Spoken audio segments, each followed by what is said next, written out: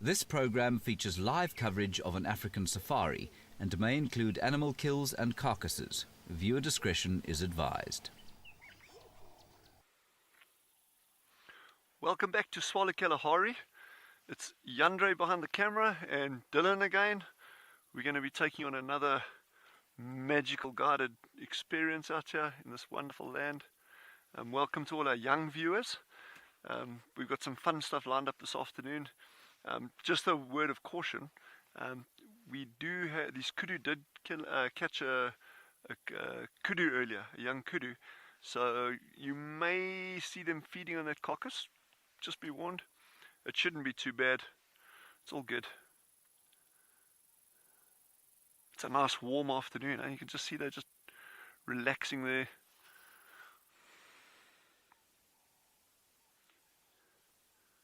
It was actually really funny. We came out here earlier to try follow these cats, and we actually didn't even know that they'd made a kill. And we looked and we looked and looked, couldn't find anything. And when we came back here this afternoon, there they are.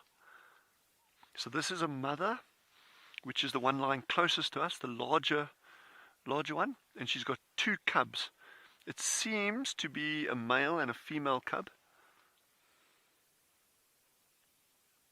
And they are now about 7 months old, 8 months old.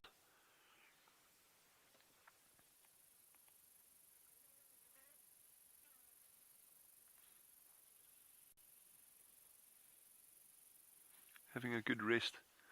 The hunt obviously itself actually takes a lot of energy, and also it's interesting. There's an increase in body temperature after the hunt.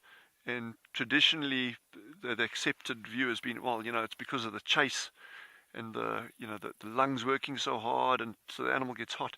But it's actually now been shown to be more closely related to stress levels rather than the actual chase itself.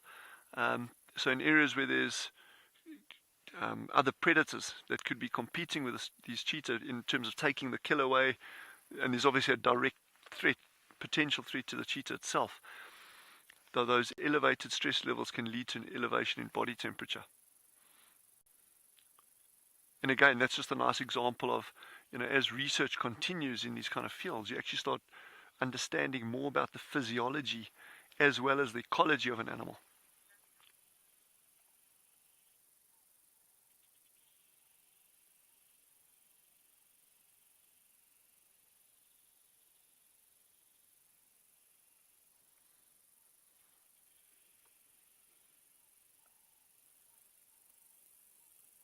So we're actually sitting in a big valley here. You can't see it from this angle over here, but you've got this beautiful backdrop of the mountains behind us, in front of us, yeah. And then behind us there's a big valley with more hills, and it actually helps funnel animals through this neck over here, and it obviously becomes a very good area for predators to hunt, whether it's leopard or cheetah. And we've had spotted hyena hunting through these valleys. You do get animals moving and utilizing these hills frequently as well. Leopards, it's a really good spot for leopard. So that's an example of a species that we should always keep our eyes open for if we're moving through these areas.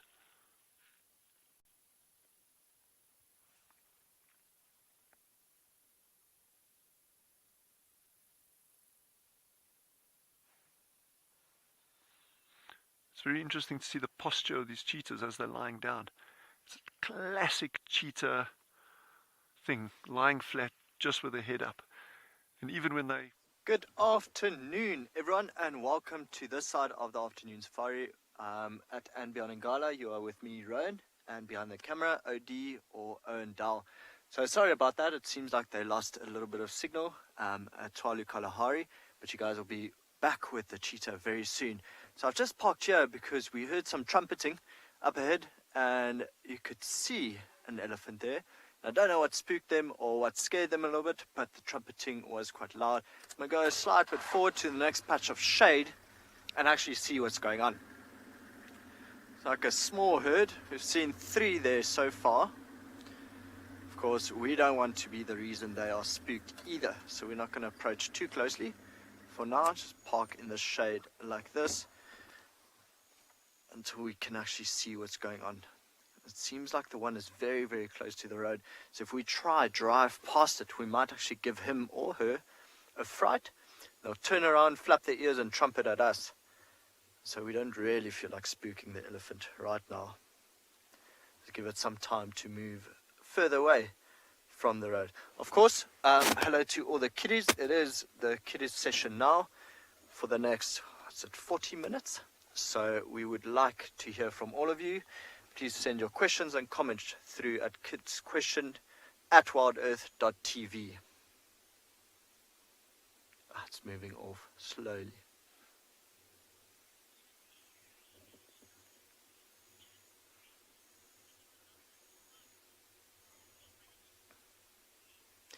Avery, who's 9 years old, wants to know how the animals react to us when we're on safari, and could it be why they are trumpeting? So Avery, usually perfectly fine. I think majority of these animals are very, very used to us being out here on safari. I mean, I've been doing this safari every morning, every afternoon for just over 6 years now. So as you can imagine, these animals have seen us and smelt us and just sensed us so many times that a lot of them are actually highly habituated. So the reason they are trumpeting also was not because of us. We were too far away, and so our presence wouldn't have alerted them at all. It was something else. It could just have been that one of the youngsters went a little bit too close to one of the other youngsters, started stealing its food or tried to bully it off, and then it just trumpeted because it was unhappy. Like the bigger brother trying to steal the younger brother's food. So far, it still only sounds like 3 elephants. Okay, so let's see if they move. Let's see if they come out of the bushes and give us a clearer view. But for now, Tristan just wants to say good afternoon from Djuma. Indeed, it is that time of the day to say hello to all of you and to welcome you to Djuma for the first time this afternoon. It is a beautiful, beautiful, beautiful day. There's not a breath of wind, it's warmed up really nicely, and so it's perfect for being out on a safari this afternoon, and hopefully we're going to have a good drive and lots of good things are going to come our way. But as Rowan mentioned, my name is Tristan. Camera, I've got BK, who's, I think, becoming the lucky one out of all of us. I think BK is the one that seems to be attracting all the sightings. When he's on Dave's vehicle, he's got all the sightings. When he's on this vehicle, he gets all the sightings. So I'm glad to have him along for the ride this afternoon. BK can be the lucky camop that's on a good run at the moment. Yeah, it's because of all the snacks that he carries, exactly. BK has got a whole lunchbox that he brings with us in the afternoons, which is a good thing. Anyway, what we're going to be doing this afternoon is we're going to be trying to find Thandi again. I left her this morning with one other vehicle in this thicket in front of me on the right-hand side. She was moving up towards this road, but she was still moving when the guys lost her, so I just want to check if maybe she came out and if she turned back towards where we think she's keeping the cubs. Maybe she went and fetched them and brought them somewhere. Maybe she made a kill. So there's lots and lots of options for us, and hopefully we're going to be able to find her again. Unfortunately, this morning I had damaged the vehicle, which, as you can see, is now working absolutely fine. So we managed to fix that during the course of the day fairly easily with Dave's help. And so we're all good to go now to find Thandi again and spend the afternoon with her. So that's going to be my plan. If we don't find her now, be high and bright, and it's going to be difficult to see tracks. We're going to go and spend some time at Buffelshoek Dam. We're going to hope maybe some elephants come, because there's been lots of elephants around the last couple hours. I could hear them in the bushes not too far from camp, so I'm going to hope that they're going to come down. There's also hippos there, there's the little grebes, there's lots going on there, so it's a good place just to sit and listen and hope that we maybe, just maybe, get an alarm call. And on this road is very, very, very bumpy and hard, so we're going to have to try and see if we can actually just spot some tracks there, and if we're not, we're going to check all the shady areas in order to see if maybe she's lined up. Harib is aged 8, I think I got that name right, I'm sorry if I didn't. But you're asking how animals stay. Animals got its own own way of staying cool. So in the case of the leopard, like we're looking for now, they are part of the cat family. And open their mouth and they breathe fast, and as they're breathing, the hot air coming from inside their body, because their air inside is much warmer than on the outside, it exhales and it goes over their tongue. Now their tongue is covered in saliva, like ours is, and as the hot air goes over the tongue, it then causes the water to turn into egg, which is called evaporation. Cools blood in the tongue and helps to cool them. They will also need shade, body covered in fur. They do need shade in order to, but if you take Roan's elephants, for example, they're not covered in as much hair, but they're still big animals, and so a lot of sun hits their ears, so they'll flap their ears, and those ears will be pulling air over the blood in the ears and cooling the body down that way. And then if you go to something like a foam nest tree frog, which is obviously on another level altogether, they actually change the color of their skin, chameleons too, and they will go a much lighter coloration, so that white color helps them to reflect light away and therefore not lose as much moisture and stay more hydrated and cool. So it's clever.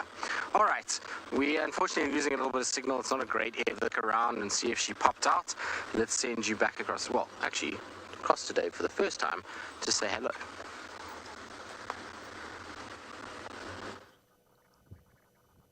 They are keeping cool, and it is super cute seeing this youngster lying down under mom's protective watch.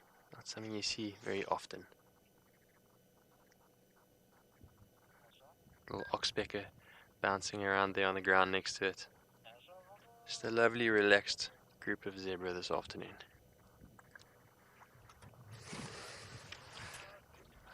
My name is David Hancock. On camera we have Alex, and we are going to be exploring the Djuma Reserve this afternoon. Super excited. It's been a great start. Always love spending some time with zebra. So, very interesting. Interesting, the cooling that Tristan is talking about. There's actually theory on zebra stripes. I don't think it's proven. It's just a hypothesis, meaning it's an idea, a theory, that the black and the white stripes assist with cooling. The reason for that is that the black hair absorbs a bit more heat and the white absorbs less, and somehow through those stripes it allows with the dissipation of heat or the cooling of the skin. Now, it's a very interesting and complex theory. I've read about it in a couple different books, but difficult to prove.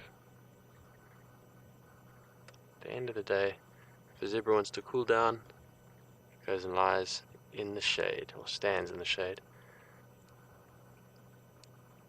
Sometimes lies down like that little foal. It is super cute. Baby zebra are adorable.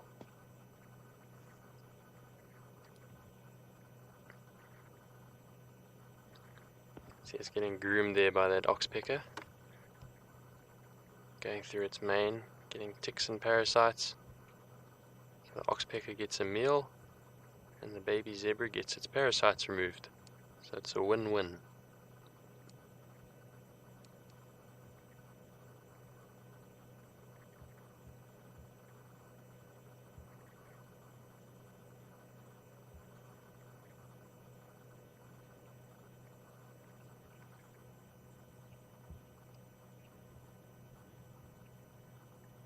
I believe everyone's enjoying seeing these zebra, especially such a young one.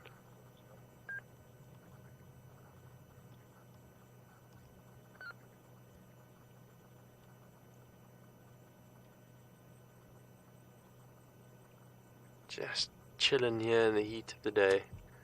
Although it's very cold in our mornings and our evenings, as you've seen by the attire or the clothes that Tristan and I have been wearing. It warms up very quickly once the sun comes out, and middle of the day this time is actually quite warm. So animals are still looking for the shade.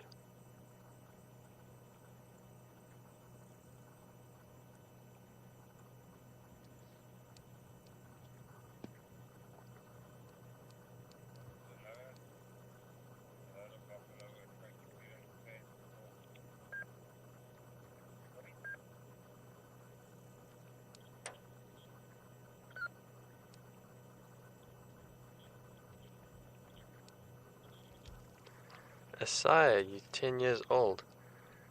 You've asked what do those birds eat besides ticks and parasites on animals, and you're talking about the oxpeckers. So Asaya, they're actually going for the blood. They're not actually just going for the parasites and the ticks. They eat them because they contain blood. But they actually are going after the blood. They kind of, could almost call them bloodsuckers.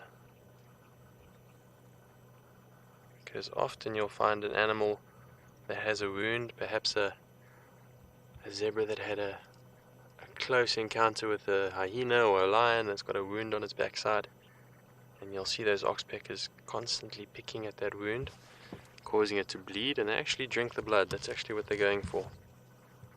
Sometimes they make it tough for wounds to heal because of that.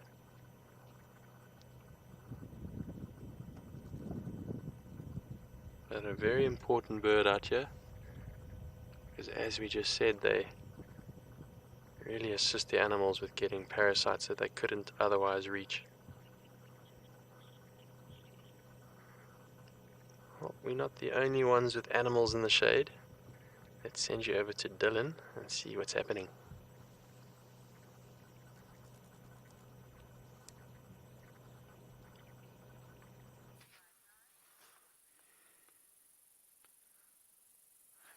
So these cheetah are also lying in the shade, and they're going to be, I think, for quite a long time today. We can't see how much is left on the carcass. It's lying on the other side of the bush. You can actually just see the head and the ears sticking out there. Behind that last one on the right. But the temperature's nice now. It's actually, if you don't have a breeze over you, we're a little bit higher up. We're getting a bit of a breeze. It's okay, but low down where they're lying, when you're not getting that breeze, it can actually get quite warm. And you can see her belly's full. That was a really, really, really good meal.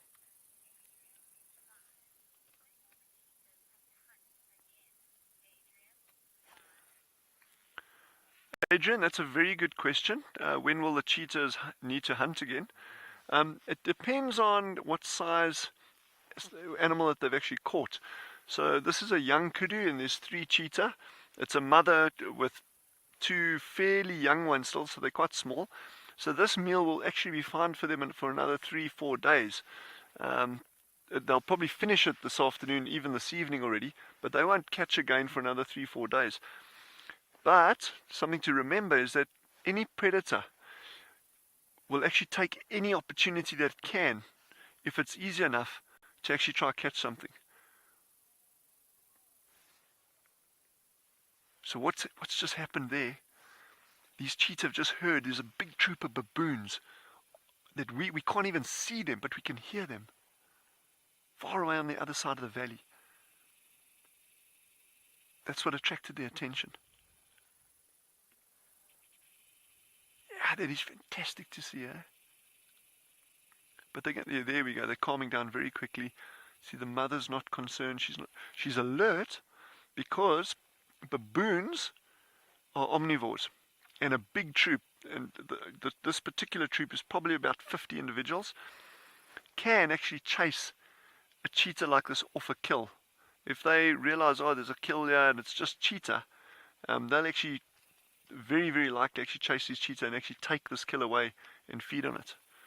So she's very alert. She's not concerned. You can see her demeanor is relaxed, but she's super alert. I mean, these 2 cubs are still probably another 5-6 months away from actually being able to catch their own prey items. And at this age now, she will, if she catches something small, let's say she catches a steenbok, which is that very, very small little antelope we get here, she will catch it, keep it alive, and then once the youngsters have got back to her, she'll actually let it go and let them start trying to practice their skills, their hunting skills. It's quite difficult to watch, but it's part of nature.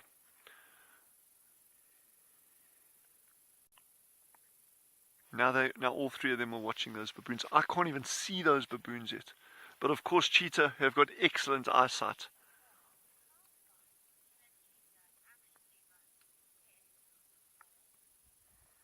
Kes has asked a great question. How fast can a cheetah actually run?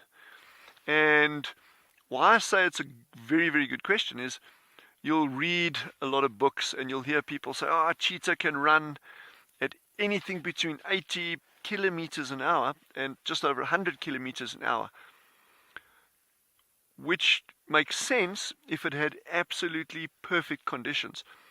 Well, in nature, those perfect conditions very, very, very seldom exist. You can imagine, just looking at where these cheetah have caught this kudu. You see there's lots of bushes around, lots of trees, there's actually rocks in the background. There's no ways a cheetah is going to be able to reach that speed or would even need to reach that speed in this kind of environment. As we're traveling around, over the next couple of weeks, you will be seeing a lot of holes dug by aardvark and other small burrowing creatures in the sand. And any obstacle like that, whether it's rocks or bushes or holes, can prevent a cheetah from running as fast as it should. And of course, that can also work against the animal that it's trying to catch. An animal, doesn't matter how fast it is, if there's a lot of obstacles in its way, it's not going to be able to run as fast as it would like to get away from a predator.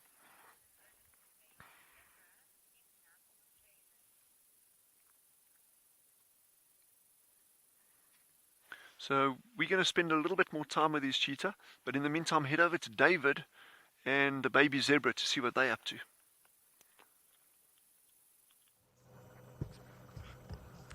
They are up. Nice to see that youngster. Look how fluffy it is. Such lovely coat it's got there. It's a bit bigger than I thought it was.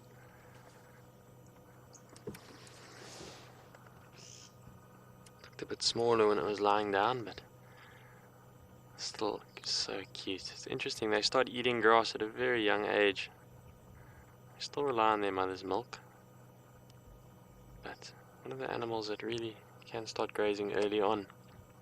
But what's interesting about them is they actually have to eat the droppings or the dung of the adults in their first week of life so that they can get those bacteria that assist in the breakdown of the grass.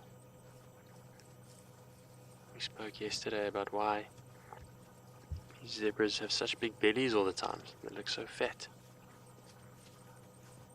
And the reason for that is that digestive system has so much gas in it. But that one's not fat yet, it's still growing up. But it's quick. Those long legs can run.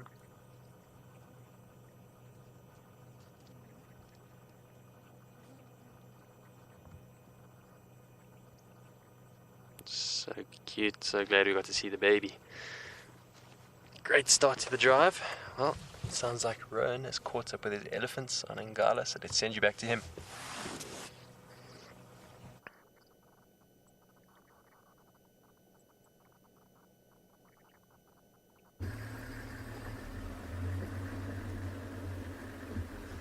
So it turns out we thought there was a herd of 3, and then it's just more and more and more started coming. So they crossed the road in front of us going south, and we're actually waiting for them to come out on this road. But for now there's a young male further off from the herd, and I think he's going through that stage in life where the matriarch is actually telling him to move on, go find other males. So it's almost that rejection stage in life where mom's telling him you are now big enough to leave the house, to leave the herd. So he'll just lag behind the herd about 100 or so meters for a couple of days, or maybe even weeks or months, and then find other males with which he can join up with.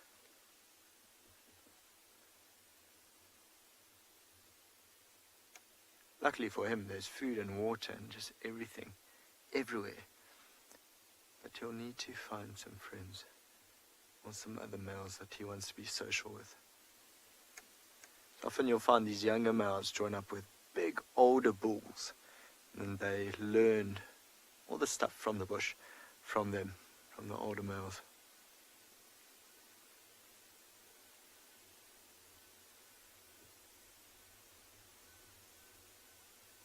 still hear the rest of the herd behind us. Like they're just eating. They're actually very loud earlier. Nick is saying, shame, he's only learning. Absolutely, Nick, don't we all go through it?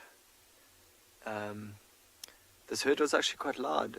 A lot of stomach rumbles just going. Okay, so some of the females are coming from the left now. I think while he's disappearing behind the bush. OD, I'm just going to position us like that. So this particular female has 2 youngsters that were following her. And those are the original 3 that we saw. That's why we thought the herd was only 3 strong. And then it's just more and more of them kept coming. And it's absolutely astounding every single time how quiet an elephant can be for their size. It's the soft pads that they walk on.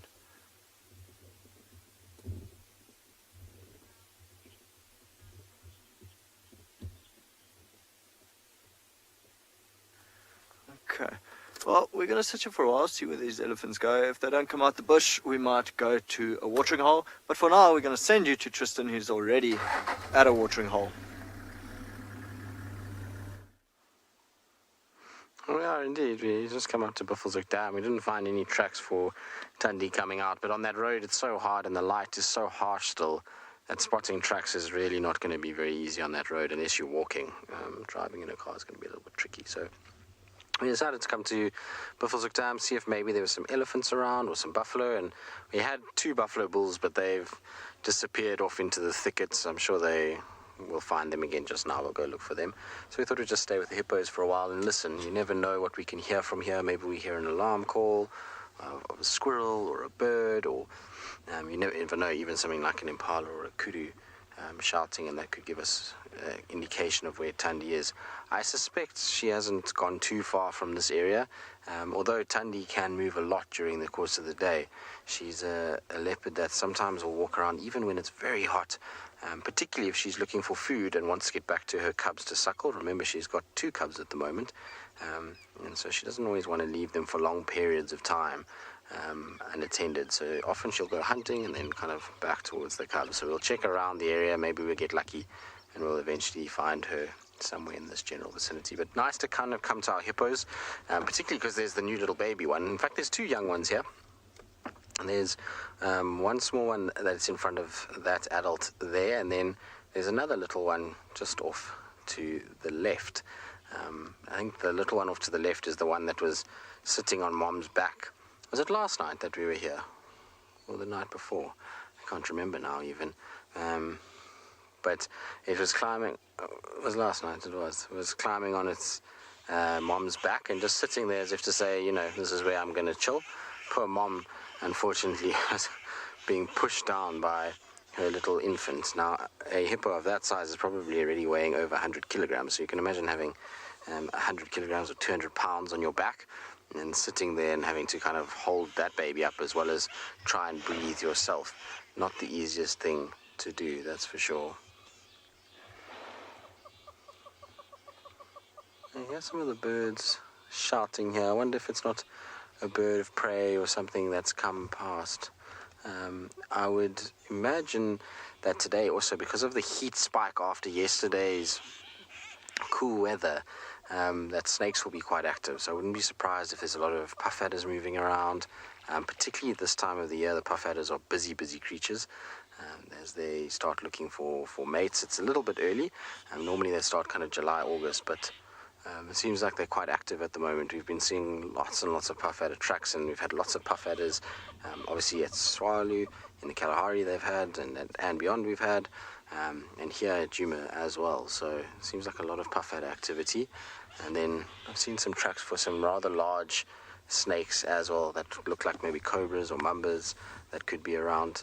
That more side winding track that you get. Generally a puff adder track is a very linear track, so it's kind of in a straight line across the road. But when you get a windy track, that's normally your faster moving snakes, which could be, you know, wolf snakes, fowl snakes, mambas, cobras, boomslang, all kinds of different things that hang around this particular part of the world. It's so nice sometimes just sitting here with these hippos and enjoying their kind of stillness that they bring about. There's something peaceful about watching them just bob around, and then every now and then you hear a little kind of snort and a little grunt and breathing, but it adds some atmosphere.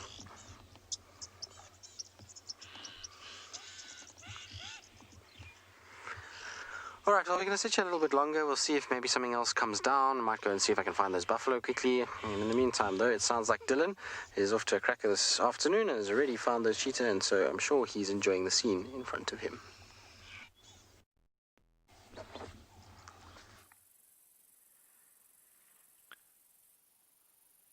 They've barely budged. After the baboon incident, they will just lay down peacefully again. Every now and again you'll see their tails flick. That's not a sign of aggression or anger or anything. It's just flies. This small little, if I actually can find one somewhere or catch one somewhere, they're called louse flies, and they can be quite an irritant to cheetah and other predators, and they frequently pack around the neck and get in under the hair on the neck. So that could just be that there's one or two of those buzzing around that they're flicking their tails for. But some cats, and those of you who have domestic cats at home, will often know a flicking tail can be a sign that a cat is irritated. Lions do that, tail flicks.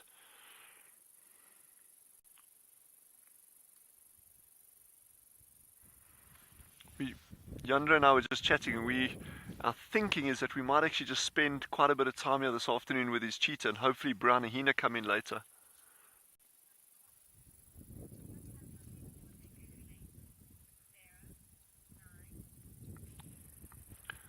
Sarah's just asked, do the spots on a cheetah perhaps have anything to do with the cooling? It's unlikely. The spots are a brilliant way of camouflaging cheetah, and we see it regularly. In fact, today when we were looking for these animals, we almost drove right past them, and they were sitting probably 30-40 yards off the road. That spot pattern at a distance blends in beautifully with this environment.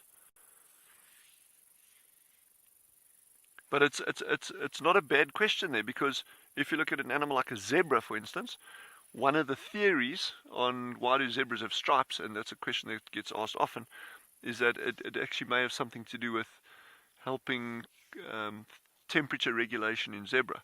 So yeah, I'm not saying that the spots on a cheetah don't help it with regulate its body temperature, but I'd say the primary reason for having spots is camouflage. And the spots are also really cool for us because it actually can help us identify specific animals through their spot pattern. Following Tristan and David and the guys down at Djuma and Gala, with the leopards, how they're using the leopard spot patterns to identify individual animals. You can actually do the same on cheetah as well.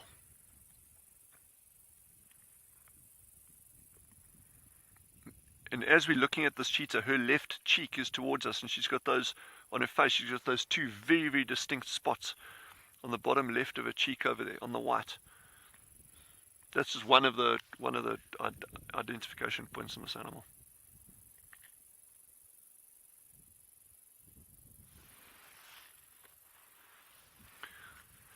Yeah, so we're thinking that we might actually hang around here, and hopefully later, as it starts getting cooler, it's a long shot, but the fact that they have fed a lot, and they've still got a bit of a kill remaining over there, if they move off, maybe we'll get something like brown hyena coming in, and that would be super, super, super exciting.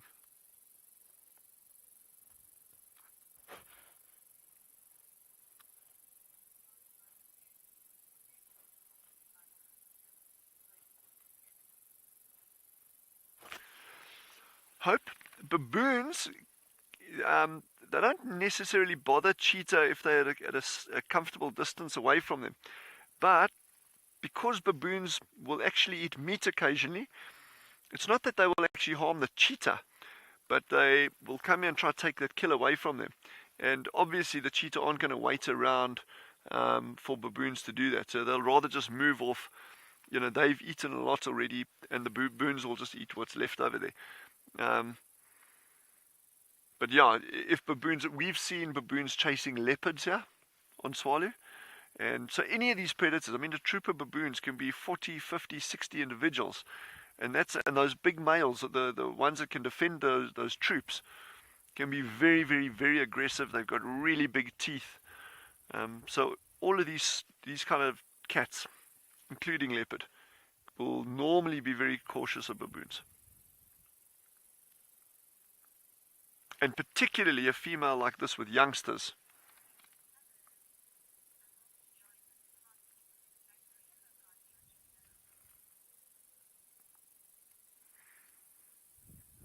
We're going to sit and wait this out, and hopefully we'll get some action in terms of hyena later. But in the meantime, head over to Tristan and his hippos.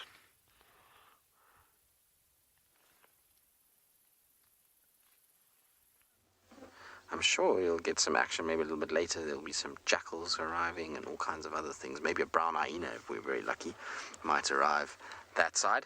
I'm very jealous of the guys at Swali Kalahari because they get to see brown hyenas. They're such cool looking creatures, and so I'm hoping that we get to see them soon enough. I'm sure all of you guys would love to see them too, with their long shaggy coats. They're really, really cool, and their tracks actually are really interesting too, because they look very similar to a normal spotted hyena track, but because they've got so much fur on their legs, they'll actually leave little striations or little marks where the fur kind of is around the pad, and that's how you can tell the difference quite clearly between the spotted and the brown hyenas. So I'm really hoping that they'll show their face maybe a little bit later. But our hippos are, well, bobbing about. They're doing what hippos do, and being hippo-y about life. They haven't moved too much, of course, because it's still so warm at this time of the day. Harry, how big are hippos' teeth? Well, it depends which tooth you're looking at. So these guys, and it would be nice if they would yawn right now, because then we'd be able to show you. But these guys have got these massive, massive, massive incisors that come out. And those incisors can be almost the length of from my elbow to my tip of my fingers, which is big. I mean, it's over 30 centimeters, so it can make massive, massive tusks out of the lower jaw particularly. Those are the ones that get really big, and then out of the top, they're not quite as long, I find. They typically shorten up a little bit. And then they've got quite long sort of teeth in the front, and then at the back, those teeth are not long at all. Those teeth are quite short, and that's because those are more grinding teeth. So what those are for is when they break grass with their lips, and then the grass goes into their mouth. These big flat teeth will grind the grass down. So those teeth are not meant to be long, because otherwise they're going to just get in the way. But the other teeth that are long, so those modified incisors that we're talking about, they are long for protection. If you look at a hippo, you see a hippo doesn't have horns, it doesn't have sharp claws, it doesn't have sharp kind of defensive mechanisms, and so what it has to have is it has to have something to be able to fight for territory and to be able to defend itself. And so these big long teeth that sharpen on one another are what they use, and they can be really, really, really lethal to a lot of other animals. So you wouldn't want to get too close to a hippo. There was once a pride of lions that was filmed in the eastern side of the Kruger National Park.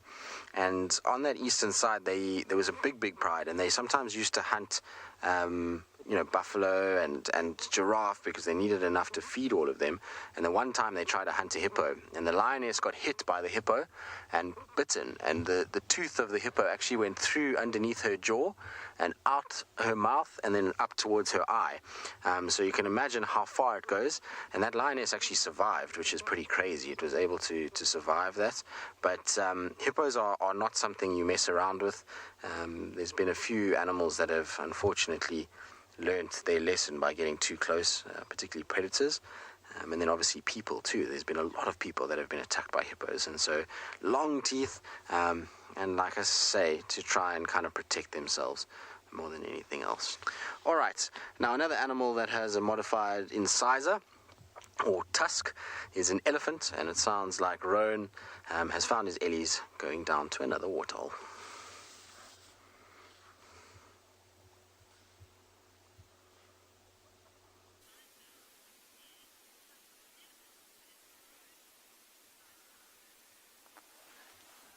not one, but 3. Again, small herd. And especially on a hot day like today, I think it's 30 degrees Celsius. And winter, of course, so it's quite hot. There's not too much water left, so very good time to come check watering holes, especially for elephants. And lo and behold, that's what we found. And they've just been standing there, almost just really chilling. Feet in the water, I think, cooling down through that, and it's only been the one female drinking. Others just kind of feeling around and walk. Oh, okay, there's the other one drinking as well. But very at peace. So they are on the far end of the dam. So we are quite zoomed in now, but the water is crystal clear. I see a few little grebes swimming around. Every now and then a hippo pops up. On the, or even further end, there's a male wildebeest. It's also come down for a drink, and he definitely took his time. Of course, for them, they're quite a bit vulnerable, so they'll usually check out the watering hole quite well before they come for a drink. There he is.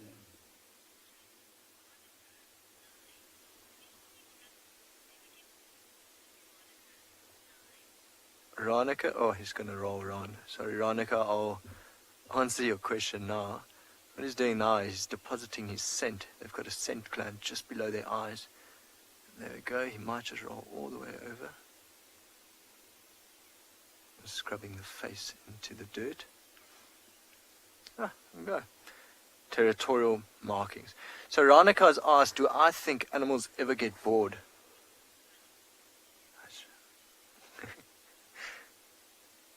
I must tell you, I think that wildebeest is bored to be scrubbing his face into the dirt like that. But Ranica, no, I think boredom is, again, it's a human invention. I don't know, I think these animals, they pretty much just take each day as it comes. So every day they don't really know what it holds, where they're going to go feed. Elephants just feed pretty much the entire day, so do buffalo.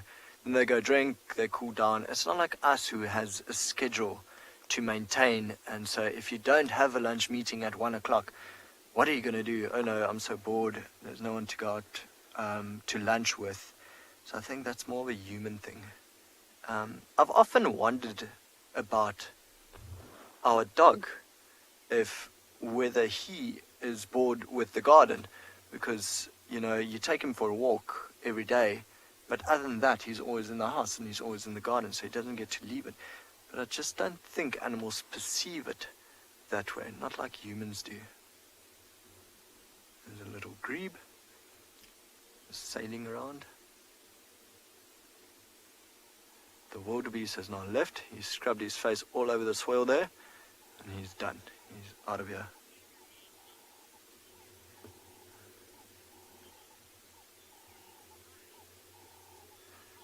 Well, it seems that none of the rangers on the show are bored today. But for now, we're going to send you over to Dylan at Twalu Kalahari, enjoying the company of 3 cheetahs.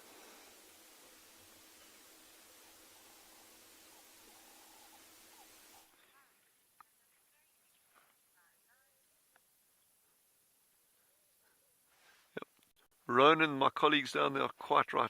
You can't get bored out here. So what's just happened?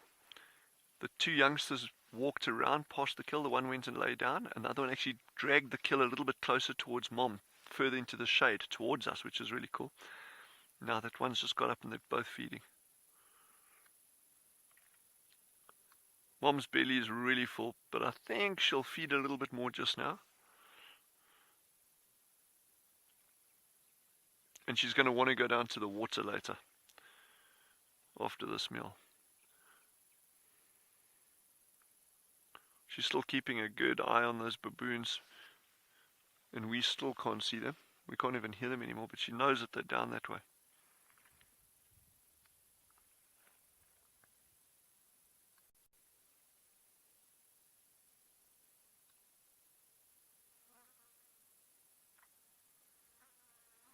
So a kill like this, once they move off, you can get any number of other scavengers coming in, from jackal to hyena, even leopard. could potentially feed on a kill like this. Most predators aren't averse to scavenging if they get an opportunity, although some are more likely just to hunt their own prey, like African wild dogs, Cape hunting dogs. You know, it's seldom that they will actually just feed on a carcass.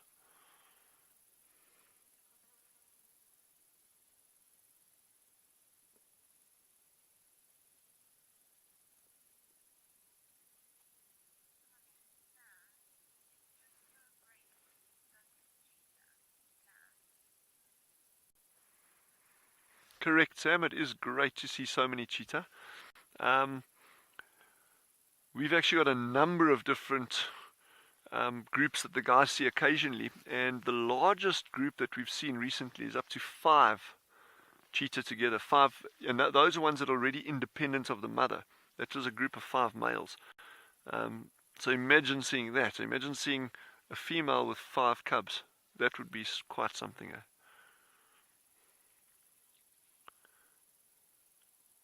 But it's just been such a pleasure watching these 2 youngsters grow to adulthood.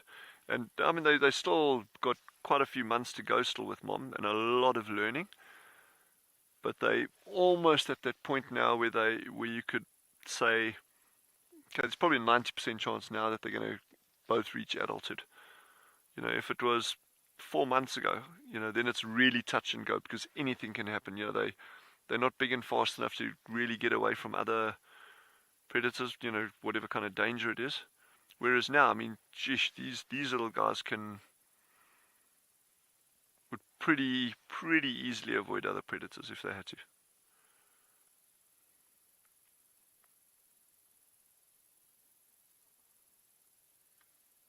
Oh, look how gorgeous they are. Wow.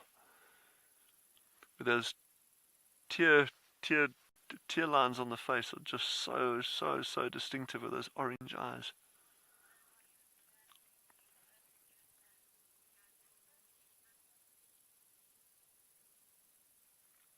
Ooh, she's watching something. We can't see anything yet, but while we're figuring this out, head over to Tristan and we'll be back shortly.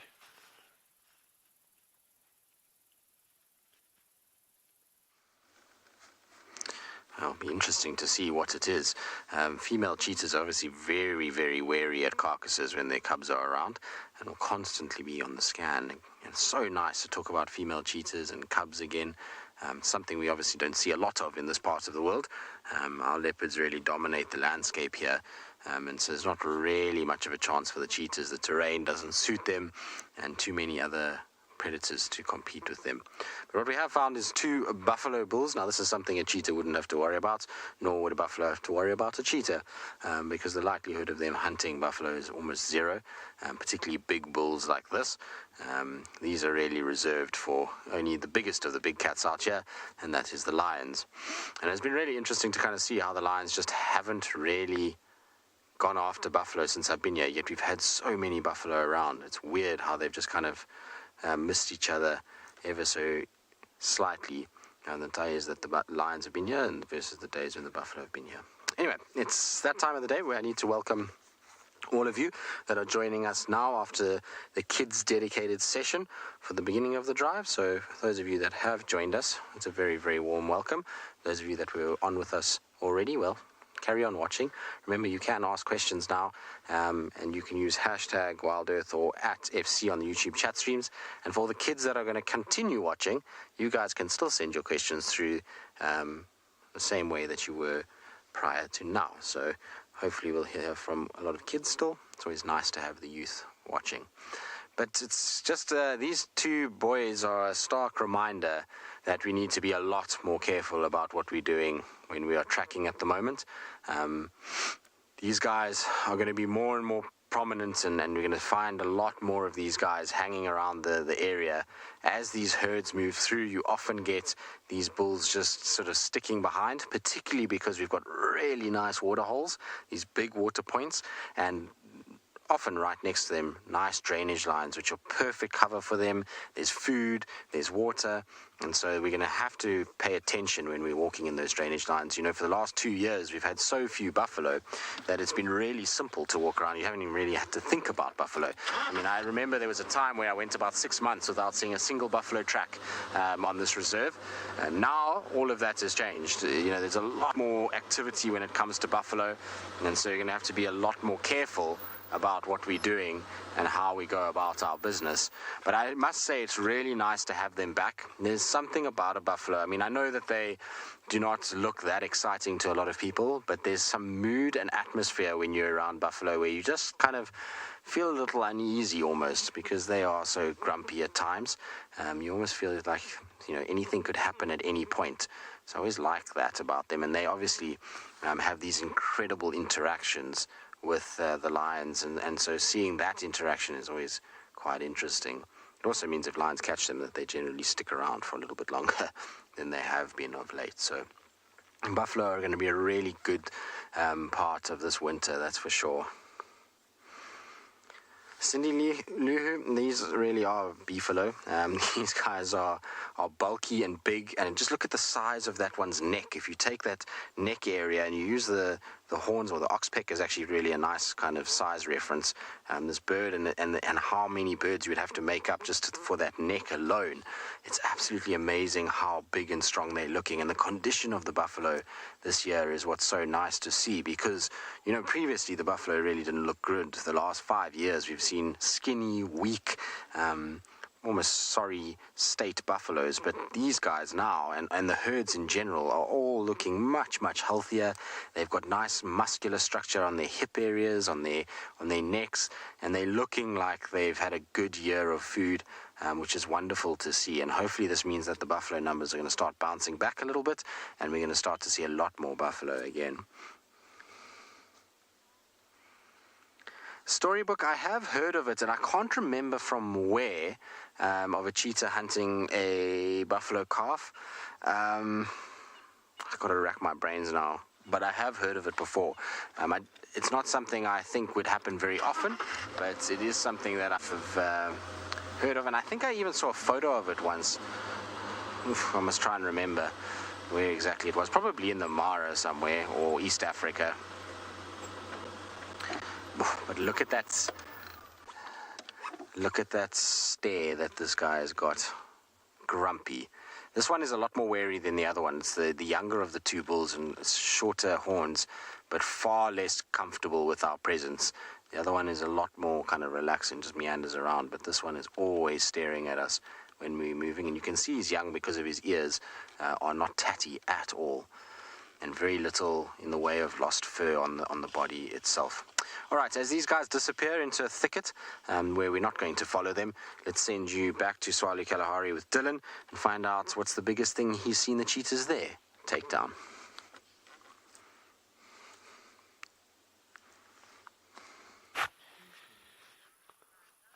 Are we going live? So that's a super fascinating question about, have I ever seen cheetah catching buffalo calves? I've never seen it, and I would imagine it's probably extremely unlikely. And yet one thing that I've learned about having spent a fair amount of time in the outdoors is that never assume anything. And, you know, you'll say something and you'll get proven wrong shortly. I mean, I've seen male cheetah, 2 males take down 6-month-old giraffe calves, which is pretty unusual prey item for them. But yeah, buffalo, I would be surprised, but hey, this is nature, and I reckon anything goes, eh?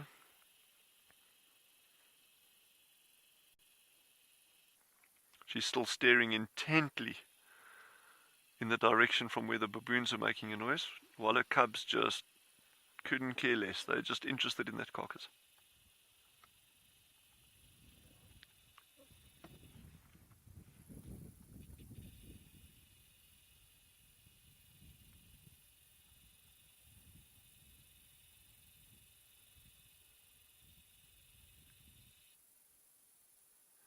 So Yandra and I were actually just chatting about whether she can actually see the baboons or if she's just still alert to their presence because of the sounds that they were making earlier.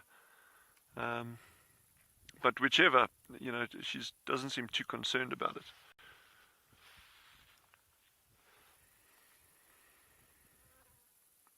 And the fact that she's not moving off, she's letting the youngsters carry on feeding. You know, those are good signs that she's nice and relaxed.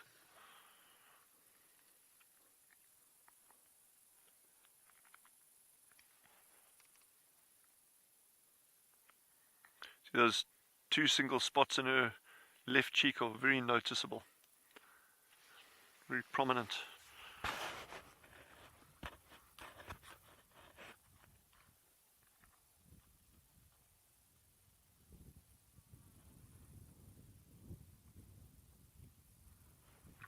Oh, they are magnificent cats.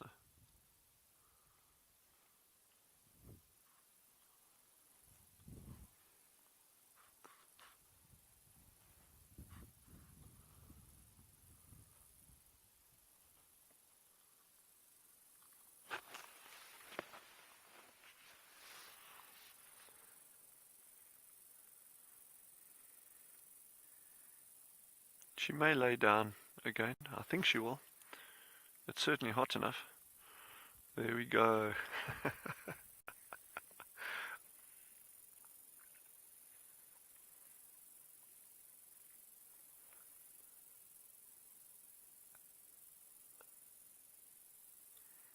Almost looks like those cubs have fallen asleep on that kill. They haven't. There you go.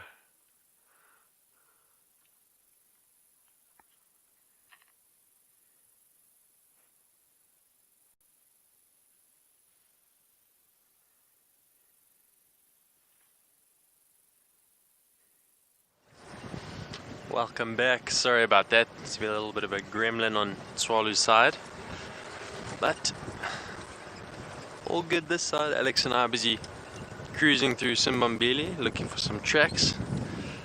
We actually found something not unusual, but something very cute. I picked it up because I wanted to show you guys when I saw you again. It is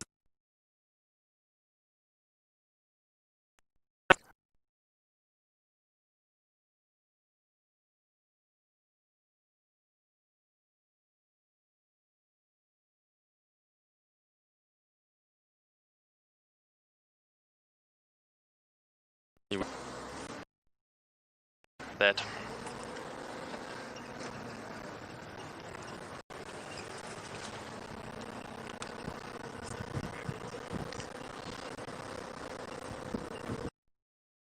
Sounds like the gremlins were following us there.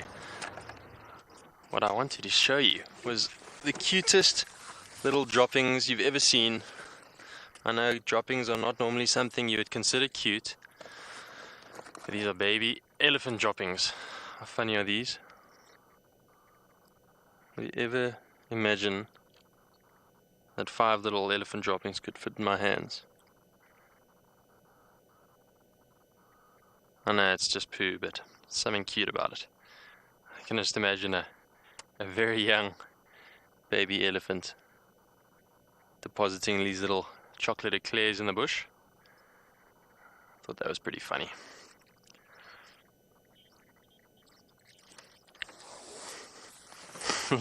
Linda Poley, lol, is that your assessment of these? They are pretty funny, hey?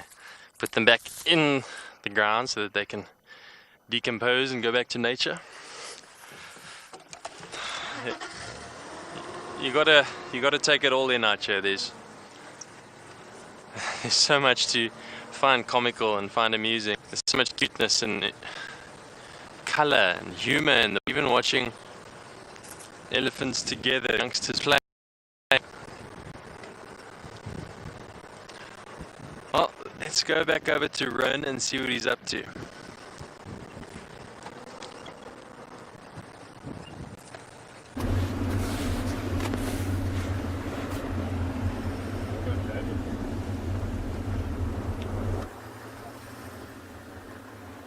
So while David is looking for Yuma, we are now looking for a lilac-breasted roller. Apparently Emma at final control. All she wants to see is a lilac-breasted roller, I think, because, who was it? Matthew, a couple of days ago, really wanted to see a lilac-breasted roller, and then we couldn't find him one because we kind of bumped into some other things, and so now we're on the lookout for a lilac-breasted roller for Emma. It's funny when you look for the things and you can't find them, but when you're not looking for them, they are everywhere. Literally always happens. But at least this time we have more time, like more sunlight before we can find them. See very old, well not very old, but some old elephant dung in the road. Although today's been quite hot, so all of it's been baked away, quite nice and dry. So a little bit later on, when it cools down, we will go past where we had the Birmingham Pride in the Simbambili River and actually see what they're up to, if the Pride has moved on, if they are still with the lioness, with the youngsters, with the 2 cubs, or what's actually happened there. When we left this morning, it looked like majority of the Pride actually went further west, but now that could have been just for shade. So Jenna also loves lilac-breasted rollers, so now we have to find one for Jenna and Emma. What are the chances that your names nearly rhyme?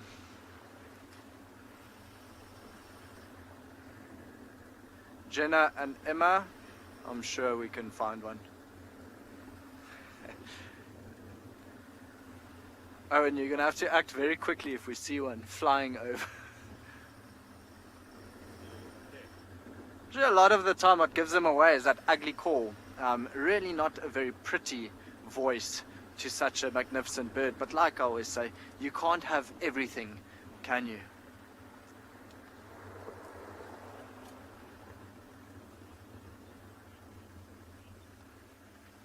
Crystals wants to know if the temperature affects animals' schedules.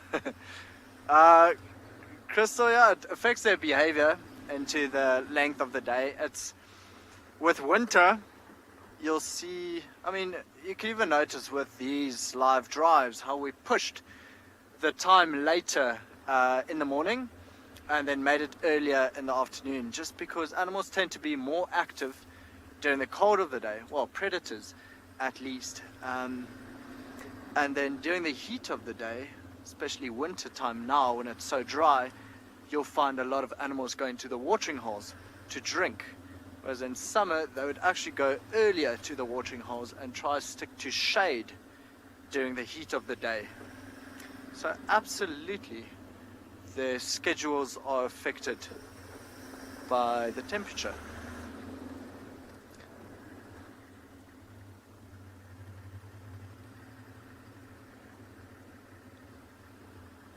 For those of you that do not know what a lilac-breasted roller looks like,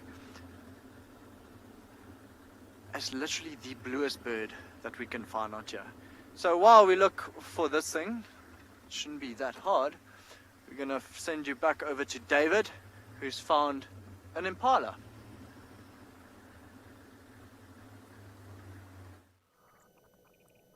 And not just one impala, oh, excuse me, Mr. Impala, but we're going to zoom out on all the impala while we let that one have a toilet break. Lovely large herd of impala here. So awesome seeing so many together.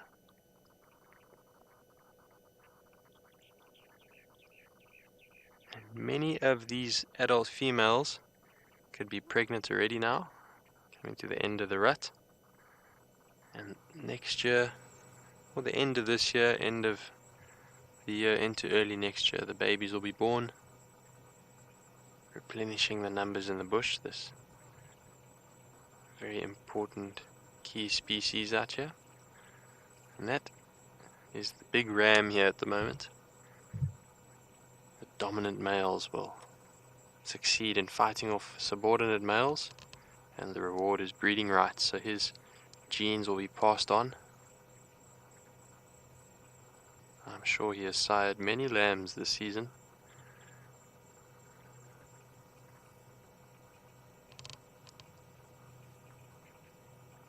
He's impala too, seeking the shade of that large marula tree.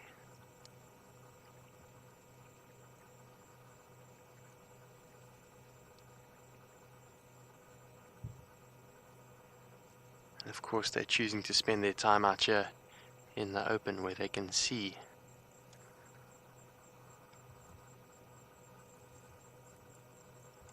And speaking of them being able to see, Cecilia, you're 9 years old and you've asked a question, is there a specific place where impala like to eat grass?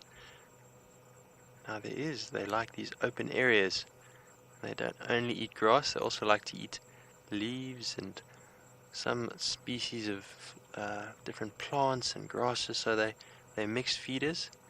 They like to move where this food is the sweetest, but most importantly, they like to be able to be in the open where they can see all around them in case a leopard or a lion or another predator is going to come too close. They're very quick animals, very fast. They're faster than lion, and they can outrun it if they have a head start. So they like to be in these open fields like we are sitting in at the moment. That allows them to get a head start should they see a predator.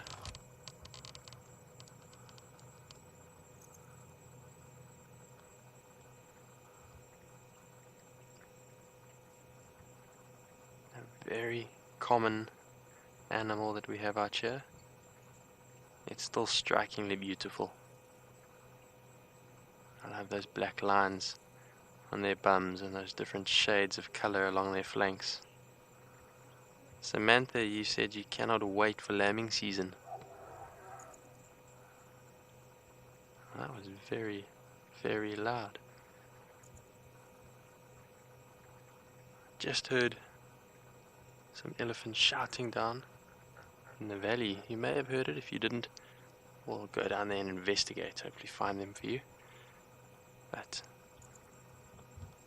just so great spending time with these impala.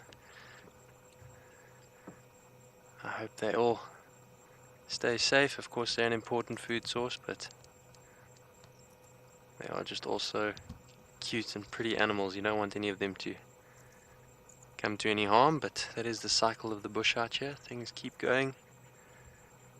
Some will get eaten, some will survive. Many of these females will have their babies end of the year and lambing season, like Samantha's excited for. And of course, that's in many months to come.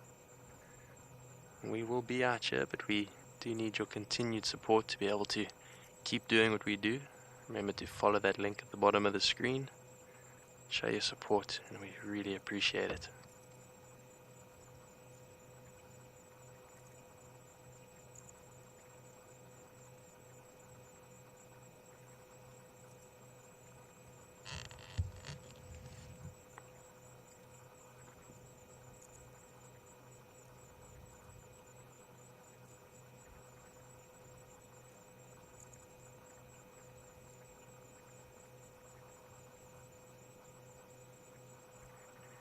Well, I think we should head on and try and see if we can find the source of this trumpeting elephants. While we do that, let's send you over to Tristan and get an update.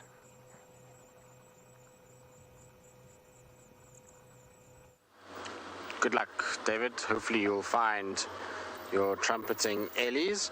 I am just driving nice and slowly on Cheetah Cutline at the moment in the hope that I can see if there's any signs of Tundi crossing back into Torchwood to see if she's gone that way. If we don't find anything, then we know there's a really good chance she's somewhere on Djuma, and this afternoon we should have hopefully a bit of luck and we'll be able to find her again. It's going to take a lot of luck because where she was lost is just, it's just not an area you can actually really get a car through, so she's going to have to come right out onto one of the roads. But I'm hoping what she did is she went and she for food, and maybe went and hunted a bit and then turned and is hopefully now going to start making her way back towards Torchwood. And that's why I want to drive here, just to make sure first that she's not out. Once we know she's not out, what are you doing up there? That is the most random thing I have seen in a while. You see there's a steenbok hiding in this termite mound. You see it, Speaker? So on the termite mound, go straight in from where you are now to kind of the bottom right now, a little bit to the right, a little bit more. It's definitely there it is, bottom right, more, straight in now. There we go, there's its ears and its horns. So I have no idea why there is a steenbok sitting on a mound. In fact, it's the first time that I've seen one on a mound like this. They're not ones that utilize termite mounds in order to get better nutrition. These guys are ones that are normally down on the ground, and they like to hide out in the little thicket areas and long grass. Very, very, very odd to have one on top there. What are you doing up there, little guy? The only things I've ever seen on this termite mound are things that eat you, which is mostly leopards, but it's crazy. Isn't it well camouflaged, though? It just goes to show you how these guys blend in. And this morning when we were watching Thandi, when she was walking, this is what she's looking for. She's trying to find these guys hidden and lying down, particularly on the cold mornings. A lot of them will just be hunkered down in the grass, just trying to stay warm, waiting for that sun to get a little bit higher before they start to move around. And so what I suspect has happened is this steenbok has probably just found this a really good place to rest. It's got a bit of shade from a nearby tree. It's thick grass, which means it's not exposed like most termite mounds would make it. And so it's actually really the perfect place. It's got a bit of height. So this is a very clever steenbok that we've got, because it's able to see all the way around it, and yet still have some sort of camouflage on the mound itself. Amazing. It's incredible how they just blend in. Oh, Lorimer, you're saying you're loving these ears? They are cool, aren't they? You can just see them moving every now and then. It's all you can see of this little steenbok. It's so small and kind of down in the grass that you can't really make out much more. It's a little male. I don't see any sign of a female anywhere. She might be just lurking somewhere close by, but I'm astounded as to why this guy is up here. I guess, like I say, it's just a good place, a good vantage point, and there's good grass, so they can just lie in it. It seems fair enough.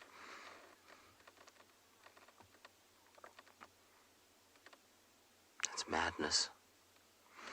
Okay, let's try and just move forward slightly and just see if we can get a slightly better view, because at the moment it's really just completely hidden steenbok. For a second, at first when I kind of glanced over and saw ears, I thought it was maybe a caracal, funny enough, because, you know, cats often sit up on these things, and it had that coloration, but it obviously sits here regularly. I mean, you can see the grass is fairly squished down, and it's almost like it's got a little bed there that it's using. I mean, fair enough, to be honest. I think if I was a steenbok, I'd also want to sit up there and take it easy. It does look comfortable, doesn't it? Don't you love also, the one thing about a steenbok, which we very seldom talk about because generally we're not seeing them for long enough, is their little teardrop noses. So a lot of people don't notice this when looking at steenbok, but if you look at their nose, it's got, the black is almost like a teardrop, and it goes back up towards the middle of the eye area. It's a really cool little feature that they've got, and these guys are absolutely amazing little creatures. They can survive in the harshest of harshest places.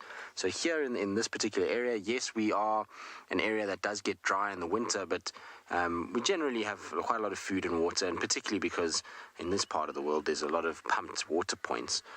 But these guys survive in the Kalahari Desert even, where they are able to basically get moisture off of the plants that they eat. So a lot of the times in the mornings, because of how cold it gets, dew will form on leaves, and they'll literally just go up to the leaves and they'll basically drink, so to speak, off those leaves, as well as sequester moisture from the plants that they are eating. And I know the other day Dylan was doing the Sama melons. These guys typically are not strong enough to kind of dig them up, but I would imagine, and we'll ask Dylan, would imagine that maybe he has seen some of these guys sometimes utilize them, if maybe like something like a gemsbok has potentially dug them up. But now I feel bad that I've moved him from his little thing, but he looked fairly relaxed for a while. Look at that, isn't that cool? That's very, very cool. All right. Now, sorry, Emma. There was lots of talk on the Game Drive radio, so I didn't quite pick up what you were saying. The guys were chatting about all kinds of updates. I was half listening. There we go. All right, we had some beefy buffalo just now. It sounds like Rowan's got some on his side, so let's send you up to him.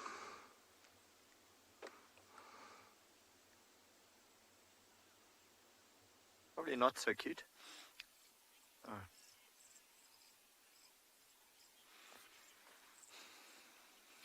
Here we go. So just behind that bush now, well, we've got an entire herd of buffalo in front of us. Let me explain the story, and you'll probably hear them quite a bit now. They are quite loud. Oh, she has a very cute baby coming. Oh, no. They are actually rather cute when they're small. I guess any animal when they're small are cute. Oh, this one's blocking the view. But behind the bush, the buffalo we were actually focused on, she has an enormous wound on the side. It looks like a cyst that popped. And you can actually hear all the birds fighting there to try get to the wound. So what they're doing is actually picking the scabs off. All of those are oxpeckers, and it looks like majority of them are actually yellow-billed oxpeckers. It's quite interesting. I mean, a special bird to see. They went completely extinct in 1915, and then they just kind of, reintroduced themselves into this area. I think in like 1979. But anyway, so it's always described as a mutualistic relationship with birds and buffalo, or these oxpeckers and buffalo, because the oxpeckers are supposed to eat off and this and that. It takes a wound a lot of time to heal because of that, and you can still hear all the birds fighting about it. Of course, when I go quiet, they go quiet.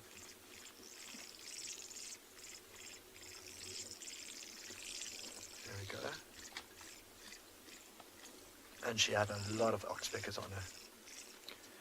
But so where these buffaloes are, it's not even maybe a kilometer away from where we've left the Pride, the Birmingham Pride, this morning. More and more still crossing into the river.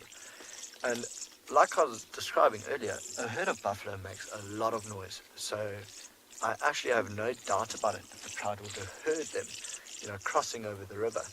And it'll be interesting to see later on when we go to the lions which direction they actually choose to go, because I'm thinking they might come in this direction. So, give you a bit of background about this morning. It was so interesting to see. We had the Pride of Lions, the Birmingham Pride, with both Ross males.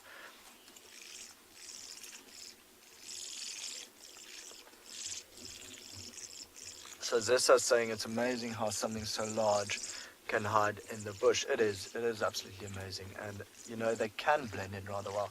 Just a herd like this, they make a lot of noise. It's not like an elephant has soft pads. When a herd of buffalo moves through the grass, you can actually hear it.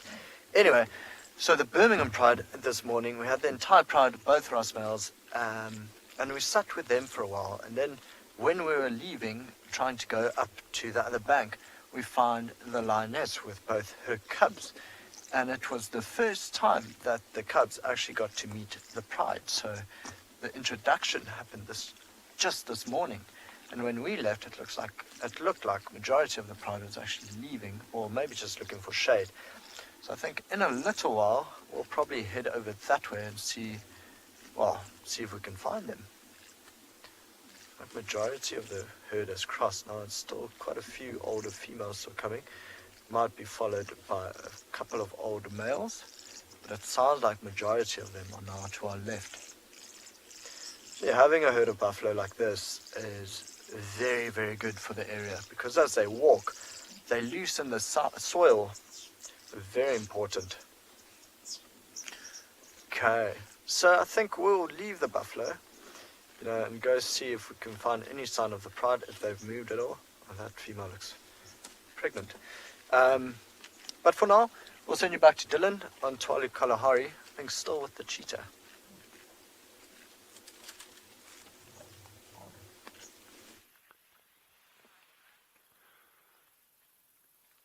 So the mother just moved in and started feeding, but she's super, super, super alert. It's almost as if she's worried about something approaching that's already fairly close by. The cubs are still very, very unconcerned. One's actually gone and lain down.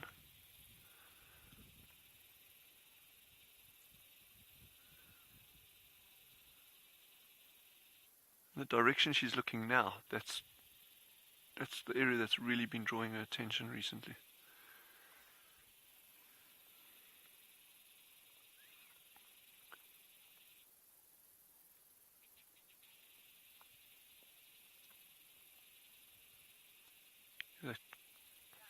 Yeah, she's a gorgeous cat. And the little one's still getting really tucked in there.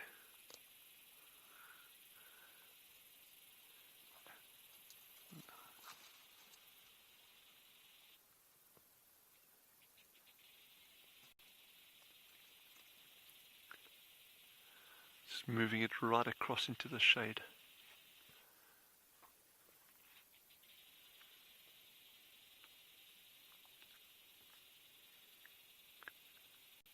This is fantastic, man. Yes, I'm so excited that we got this. Wow, wow, wow, wow.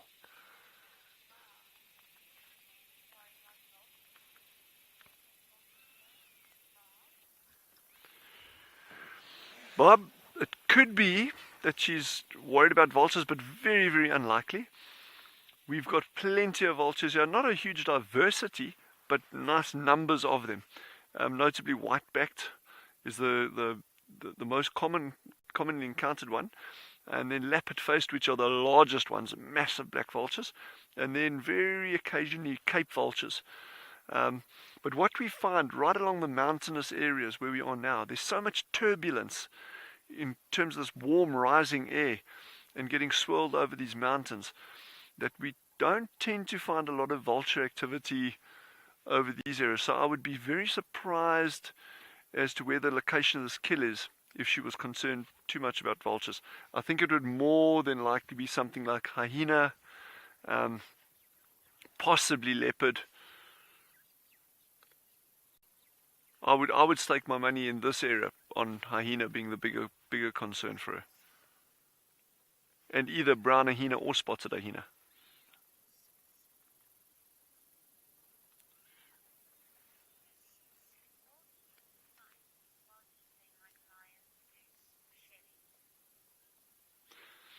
Surely cheetah can fight on a kill, the same as lions do, but not normally to the extent that lions do, and very, very seldom where any kind of serious injuries are encountered. The males are the ones that are moving in coalition, so 2, 3, 4, 5 together, and that's where you can normally get a bit of squabbling over a kill. A female like this with youngsters, she will almost always leave the youngsters to feed and not worry about them, and there'll be very, very little squabbling over that. It becomes funny when you get as an example, these two, where the two are feeding together, the two youngsters are feeding together, there you can get a little bit of like squabbling and grumpiness, and they were actually doing it a couple of minutes ago where the one was actually growling and kind of like taking a little snap at the other one. But normally you're not going to get injuries like you can actually get at a lion kill, where they can actually like hook and gaff each other and nip at each other, and that's and also on a kill like this, there's plenty to go around. There's lots of food there.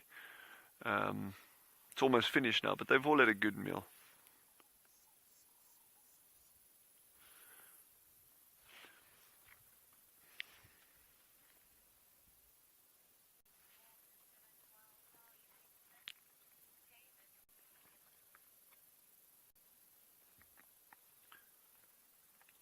So we're just going to carry on biting the bullet and sticking with these cats. And if anything crops up in terms of other predators or hyenas or anything, we'll come straight back here. But in the meantime, head over to David and the elephants. Well, we've also got animals that have gone into the bushes, but these ones are so huge we can still see them. The biggest animal we have out here, the elephant.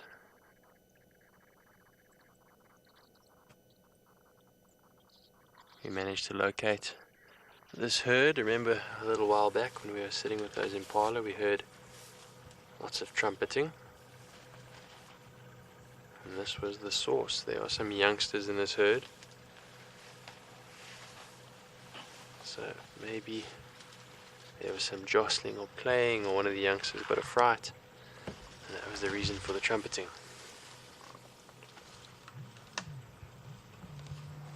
There's some others there.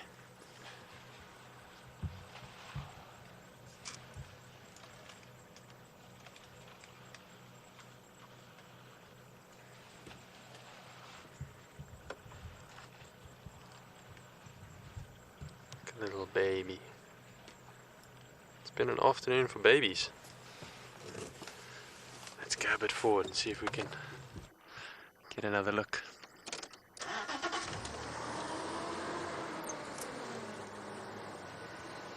It's very musty smell here. Elephants give such a specific odor, and we're completely surrounded. There's the herd here and all the way around us, and you can just keep getting this very musty smell, very unique elephant smell. Can't say I mind it. It's quite a lovely bush smell, good old Africa smell, but it is very pungent.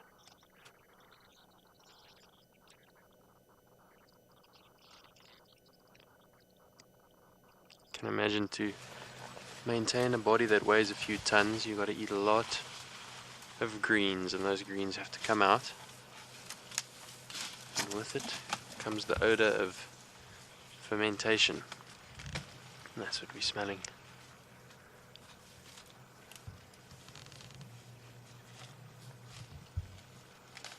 Lovely to be surrounded by a herd of elephants, just to listen.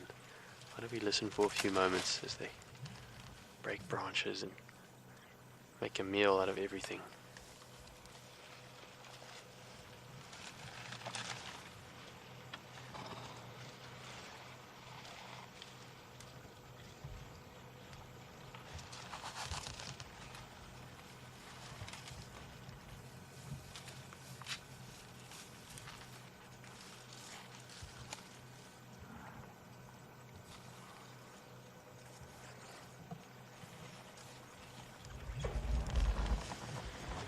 Another mommy and youngster just crossing the road in front of us. There really are a lot of elephants here.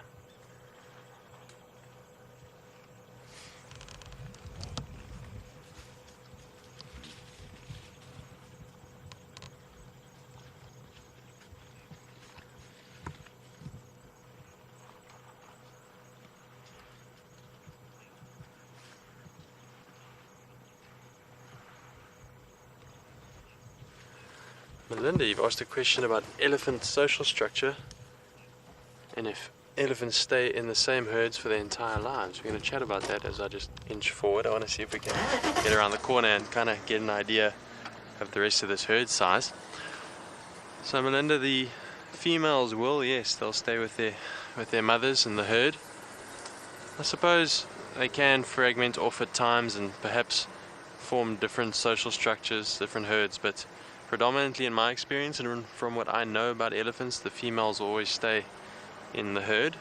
It's the males that will actually leave the herd. So when young bulls reach around, say, 15 years old, 15 to 20, and they've reached their sexual maturity, they're like teenagers then they will actually leave the herd. They'll generally get pushed out. I think they become very obstropulous and obnoxious and all those X words that no one likes, and just get up to no good, and they'll leave the herd, and they'll often form little bachelor groups of young males that kind of cruise around the bush and cause trouble, break things and do what young elephants do. And then they often will also be joined by an older bull who kind of shows them the way, and they become known as askari, which is a youngster. This is one of those youngsters we're busy talking about. You can see he's got attitude. He's growing up and getting sure of himself. And charged towards us. Look at you. This is just one of those young bulls I was telling you about. He's full of beans, full of life. I see you. And he'll never do us any harm. He's too young. But he is practicing his charge and is practicing his flare. So that one day he might use that when he's all grown up and developed and might have to fight for breeding rights. But for now it's just a practice, just a mock. Lovely to see that into action as we speak about it, Melinda. So in the next couple of years of his life, he will leave the herd, maybe join up with some other youngsters, and then as they get older they tend to get more solitary, the much older bulls, but they of course join up with other groups depending on where they are and if there's females that are in heat. So a very interesting social structure, incredible elephants, incredible animals. But we're not the only ones out with interesting animals. Why don't we send you back over to Dylan and see how those cheetah are doing.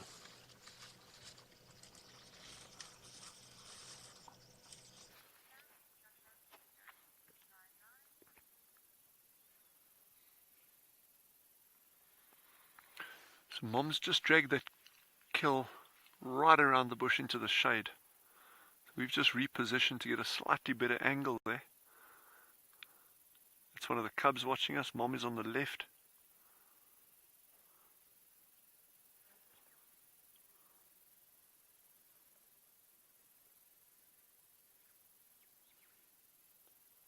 I wouldn't be at all surprised if a brown hyena rocks up at some point, probably a little bit later, but let's hold thumbs, let's hold thumbs. There's always surprises out here.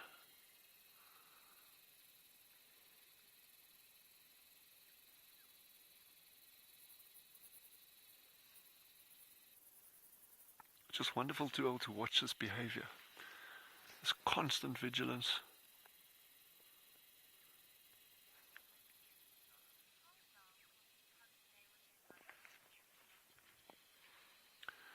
Tree frog, the cubs will stay with the mother for almost 2 years.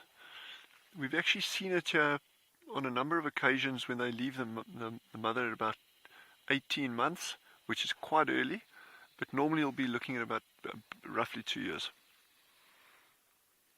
And that's still not, once they've left the mother, it doesn't mean that it's plain sailing from there, because, up until then they've had the support of the mother, assisting with the hunting, learning about the stalking, obviously the free meals that come associated with that. And once they're independent, that's going to be the crucial time, because then they don't even have the protection of the mother. And that's probably one of the single biggest things. It's one thing being able to hunt and say, well, okay, the world's my oyster now, and off you go. But you've actually still got to be, putting up with other cheetah that are trying to kill you, trying to establish a territory if you're males. If you're very, very lucky, you'll have one of your siblings with you or more, so you can better defend or take over an area as a coalition. But yeah, the plain sailing's not over when you've left mom, eh? So these ones have still got somewhere to go yet.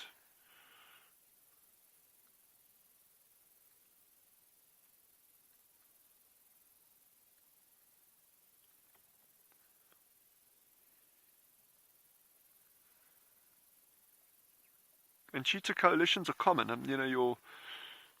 Your males, if you've got a number of animals in a litter, 3, 4, 5, if 2 or more of those are males, the chance is very, very strong that when they leave the mom, they'll leave together as a coalition, and they'll actually stay together as a coalition normally. You do obviously on occasion get times when it's just a single male cub like here, and he can move off and he can actually team up with any other young nomadic males that he encounters and form a coalition that way. But they are also very, very capable of maintaining and defending a territory as individuals. So if you see a single cheetah male, it doesn't necessarily mean, oh, well, he's not going to be able to hold the territory. But obviously the odds would be stacked against him if there's other coalitions in the area.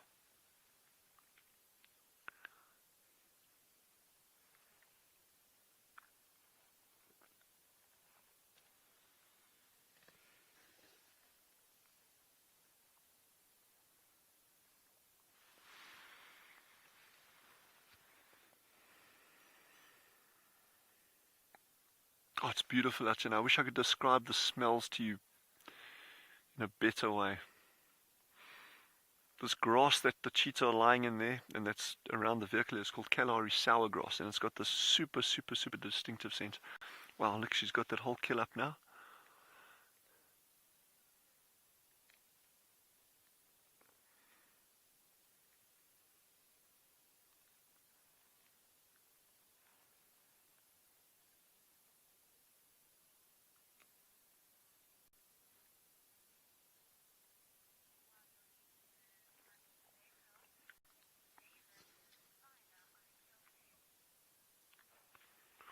Oh, we're going to spend some time here, but David's got a spider on a kill, which sounds really cool. So head over that way.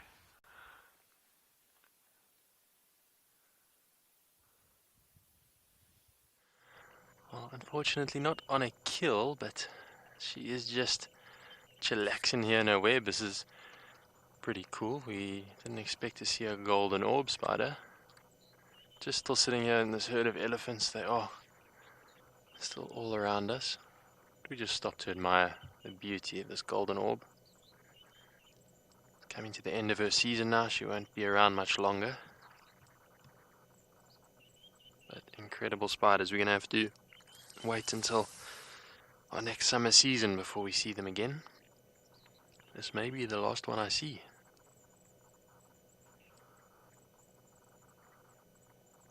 Quite a large spider. She would fit in my hand, a good 2 inches. But not of medical importance, not enough venom to hurt people. But I suppose they could deliver a painful bite, although I've never been bitten by one.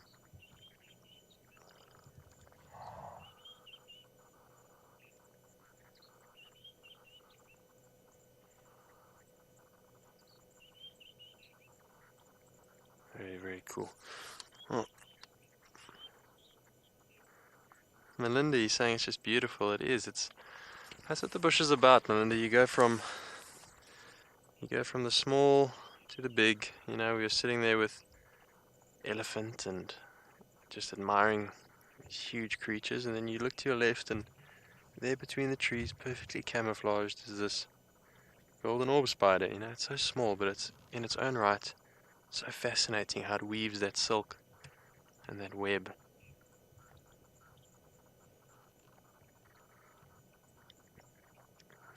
You gotta appreciate it all. Elephants are huge and majestic, and we see a lot of them, and they're all around. You just trying to shift your focus to the smaller things. You actually realize how much they contribute. Are wondering the difference between a garden orb and a golden orb, or garden spider versus a golden orb. And they do look pretty different. I can see if I can maybe find one in the book for you. Give me a quick sec while I look it up. So a garden orb's got that stabilimentum in its web. That's normally the dead giveaway. It's that zigzag. Let's see if I can find a picture of it. Whereas the golden orb doesn't have it. Here we go. So on the right hand side here on the top, you get the golden orb spider that we're busy looking at now. And if you go down, here's the garden. You can actually see that stabilimentum I'm talking about. It's very interesting how they weave that kind of zigzag into their web. The theories go that because there's a lot of ultraviolet reflective silk in that zigzag and that stabilimentum, it's used to attract insects and also be more visible to larger animals that might break their web. So very interesting. Like I said, not only about the big things, also about the small. But speaking about some really cool big things, which I really love, let's send you back over to Rowan and see what's happening.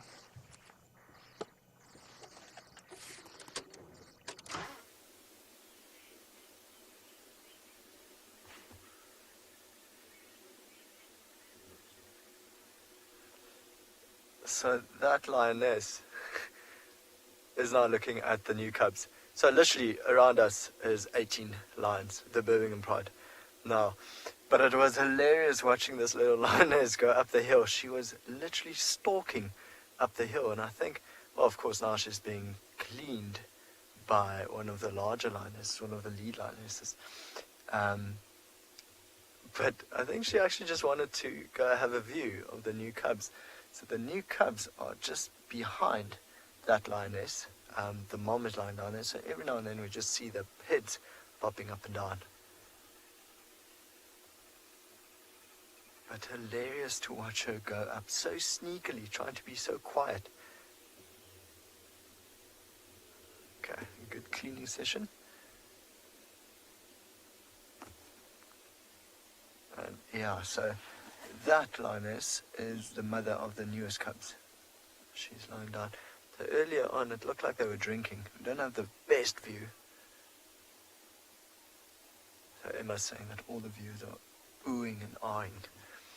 Yeah, glad this is working out. And it's nice to see that lead lioness, how close she's lying down to the other lioness with the cubs being out there drinking. Oh, she looks like she's going to sneeze. Yeah, come on. Bless you. You know, it's like one of those sneezes that you know it's stuck there, and you really want it out, and it's just not coming at all. It's one of the biggest disappointments when the sneeze just go away. It never hits you.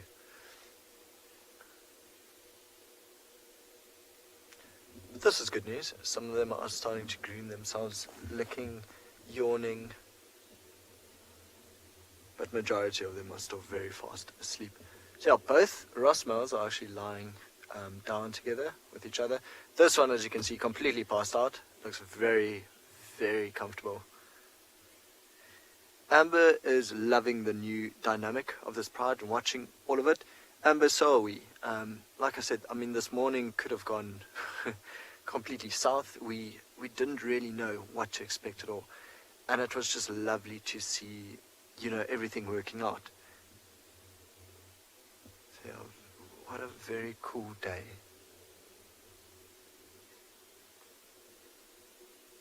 The temperature is definitely dipping now as the sun's going down just behind the trees. You can actually, here's another lioness. So this is the lead lioness. She's the sister of the other female that was just cleaning the tawny youngster. And she's licking the sister of the tawny youngster, which is of course the little white one. Time to clean her. Very characteristic is the white dot on her bum on the side of the big lioness. You can see that little white dot on the left cheek. There we go. So she's the mother of the female that gave birth to the new cubs. Let's see where she goes. She's just going straight up. No need to sneak around when you're that size, so she's not following. Oh, it's like, no, she's turning left. Not going right.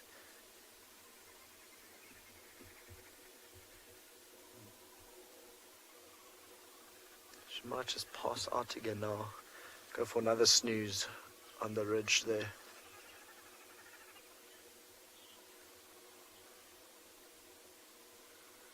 Okay. I'm going to spend a bit of time here, wait for all of them to wake up, see which way they go. Hopefully, fingers crossed, they go towards the buffalo. That'll be quite fun. But for now, while we think about lions eating, let's send you back over to Dylan, Tualu Kalahari, watching cheetah eating.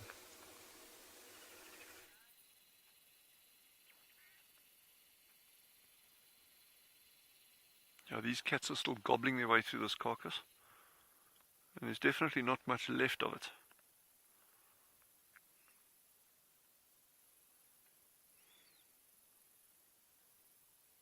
I'll be very interested to see which direction she takes from here, where she goes to.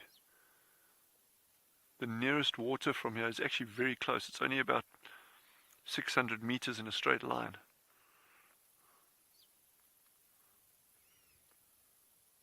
So I'm guessing she'll head down that way.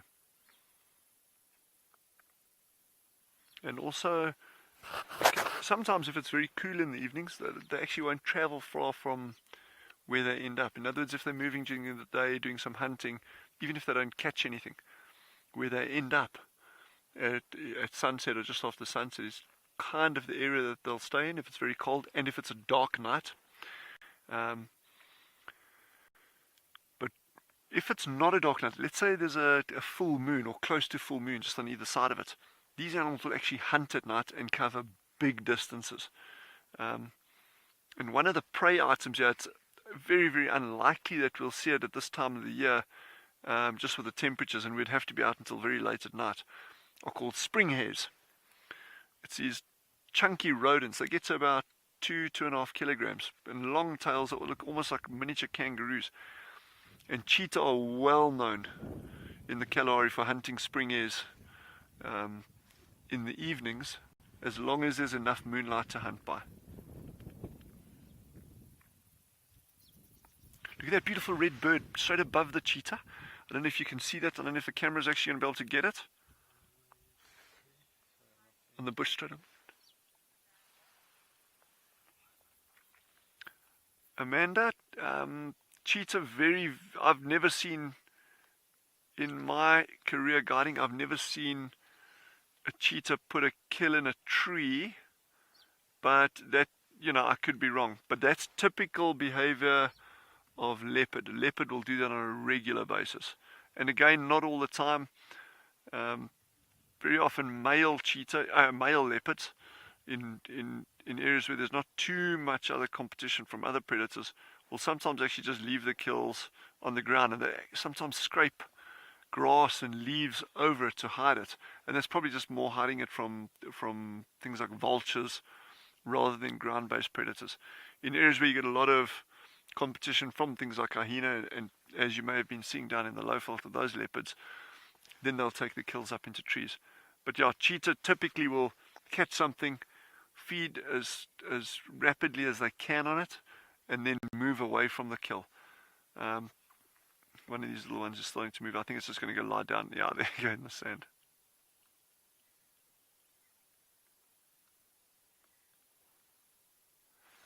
Good, right on the top of the mountain there.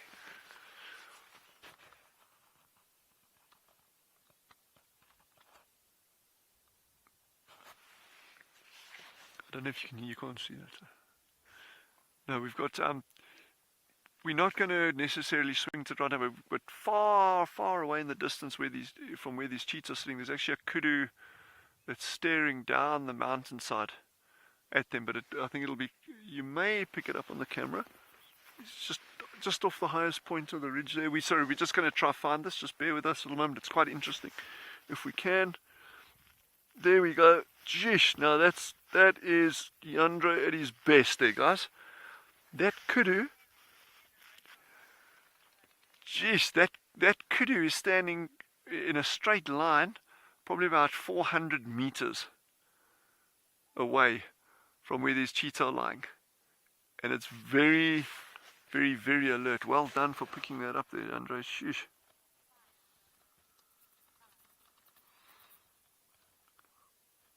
GCM, good job there.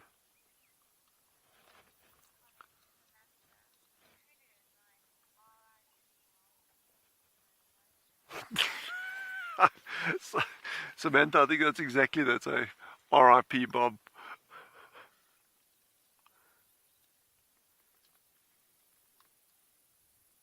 We were actually lucky to spot that kudu. It's just silhouetted on the skyline there. I mean, the camouflage is impeccable. If they'd been further down the slope, you wouldn't see those.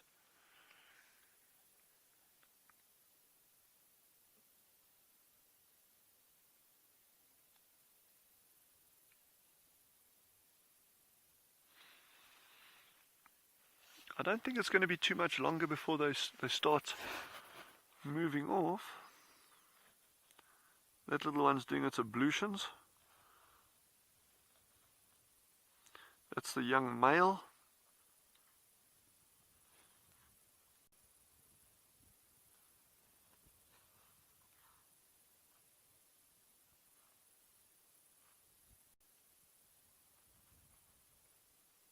Coming back to the kill now.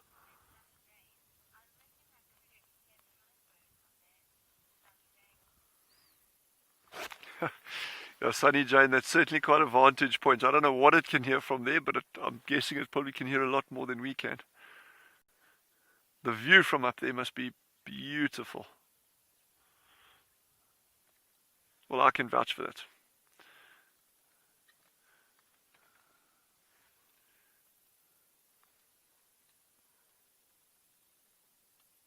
This is so peaceful to sit and just absorb this. And not just the cheetah and that, but the whole environment here.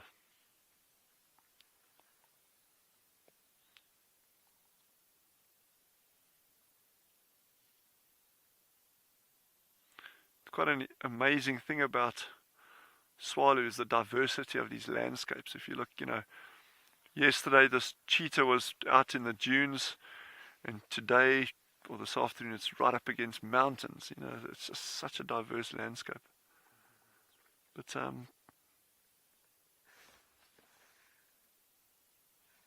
think these cheetahs kind of finishing up here. So I believe David's got some vervet monkeys, so head over that way and see what they're up to.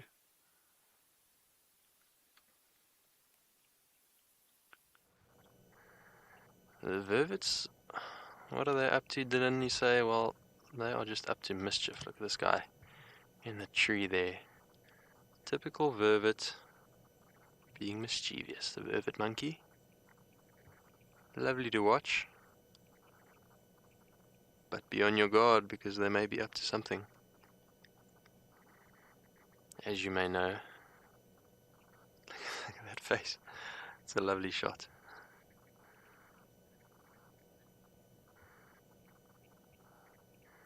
He's very uncertain. Doesn't know if he should run or not. Rather going to be safe and get out of here.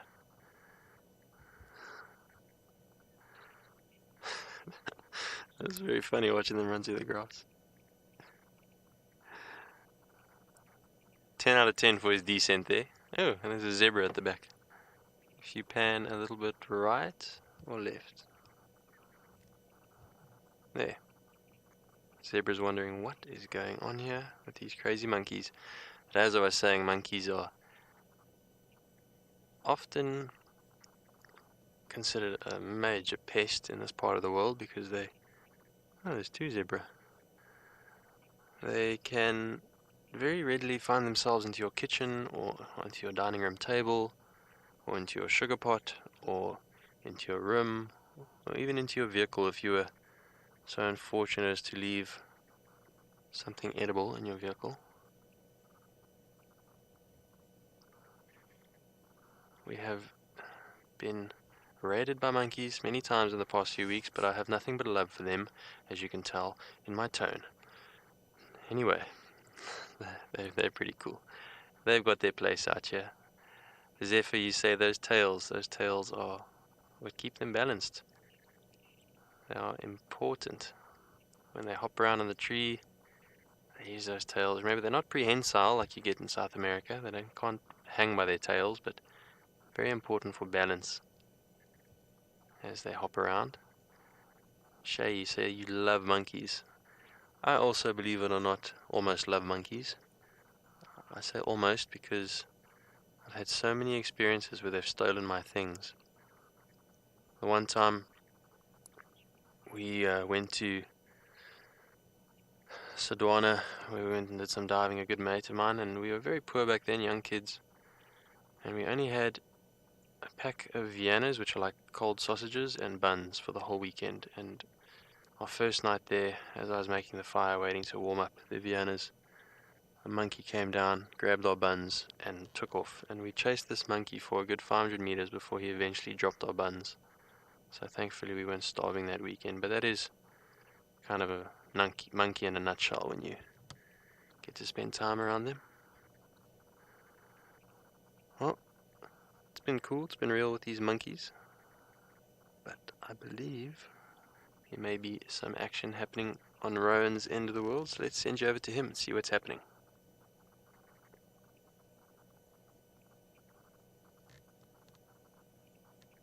Oh, I'm gonna completely. I actually don't want to talk about the action too much, but maybe it's going to happen soon. We've actually had to reposition a little bit. I'll lay down. I mean, we were quite excited for the lions to start waking up, you know, and watch a bit of action. Oh, looks like, okay.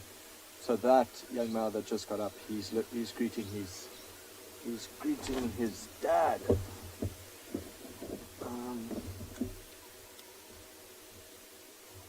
Alright. So what they've been doing is all of them are waking up, and then they come to the ridge and they poo. And if you just focus in on that mountain, that has literally, it's caused us to reposition, and I am now actually wishing that the lions would have just slept for a little while longer. I don't really know how to put into words the smell, the stench that came from that, but it's this nauseating, sour smell that almost just sticks to your tongue. You can actually taste it, and raises the hair on the back of your neck. And so every now and then there's a slight breeze that comes on, and all of us just have to block our nose and, you know, try just pump through it. So we're hoping that no more lions wake up for a little while longer, so we can just sit here for just a little while longer, because we're definitely on the wrong side of the wind.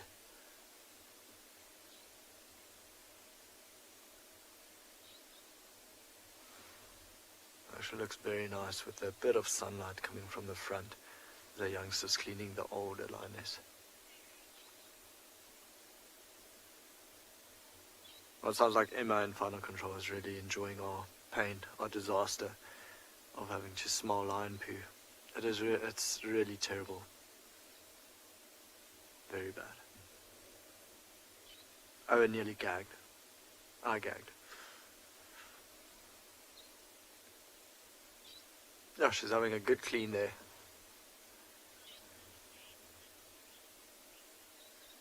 Sammy James, I'm glad you can taste it as well, because every now and then we get a bite of it still. So I'm glad that you are suffering through it just as much as we are.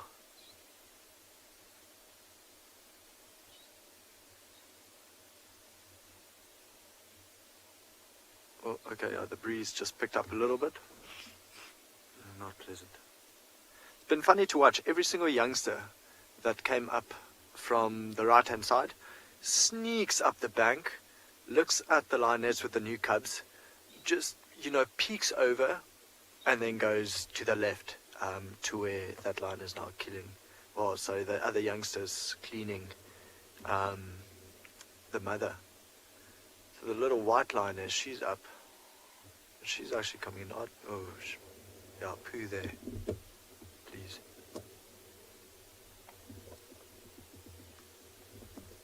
Let's see what she does. Well, it looks like she's got something sticking in her teeth. Maybe trying to push it out with her tongue. Oh, she's going to heave. She smelled the poo. She's probably smelling exactly the same thing we're smelling. That's what Owen looked like earlier. Sorry, Odie.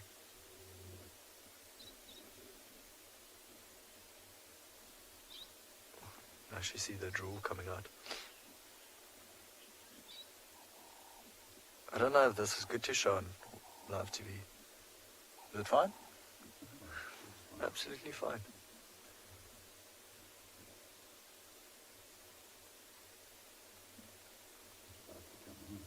Oh, nearly had it. No. Maybe a tiny bit of a hairball. Ooh, the breeze just picked up again. Okay, she looks a lot better now.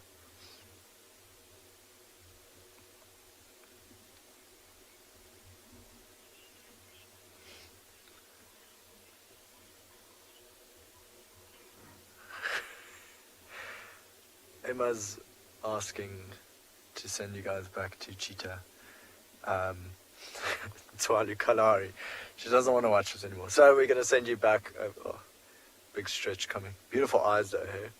We're going to send you back over to Twalu Kalahari to watch some cheetah. So Mom's just moved the carcass again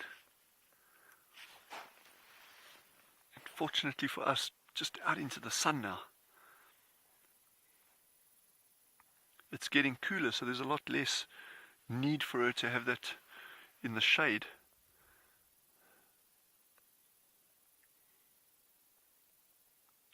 They're certainly making the most of this.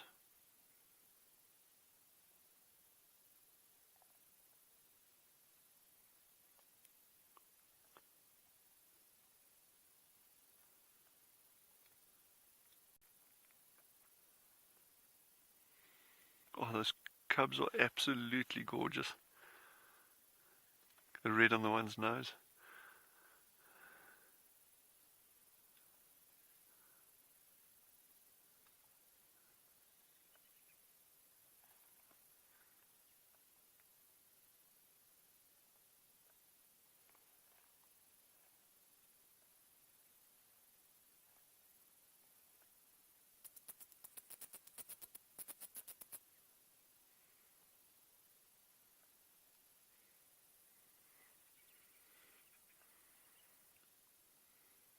So the remaining armored ground crickets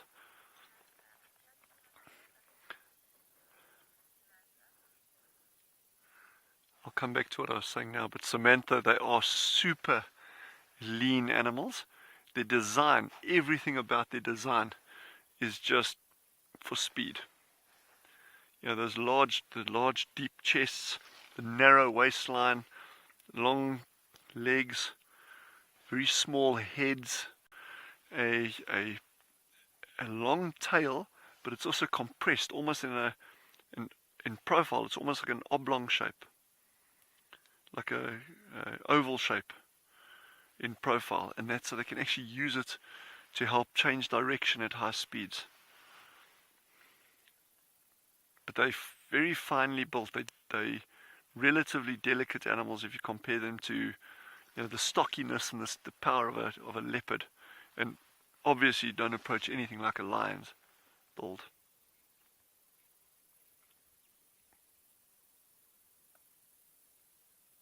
Wow, look at that. That light on them now is just drop dead gorgeous. Wow. We're approaching that golden hour now. Got another 20 minutes and we'll be in it.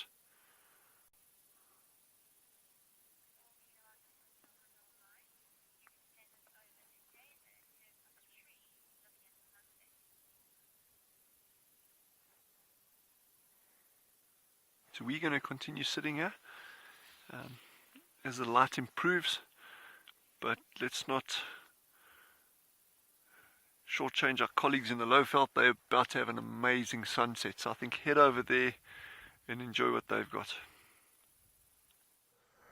Well, I know this is unorthodox, but the monkeys inspired me to get a better vantage point. The Simbambili Rangers headline tracks in this area. They said they were coming in this direction from the south where they are currently, so I thought, why not just climb a tree and see if we can see. It's a very good vantage point from up here. I wish I could show you. It's also nice to sit in a tree and kind of feel what the animals must feel. You know, we always see leopard in trees and monkeys in trees. You look up at them, and from this vantage point, it's lovely to look down, feel what they must be feeling. Wonder how many leopard have climbed this tree. This is a lovely marula tree. No thorns, nice and comfortable for a leopard to lie on.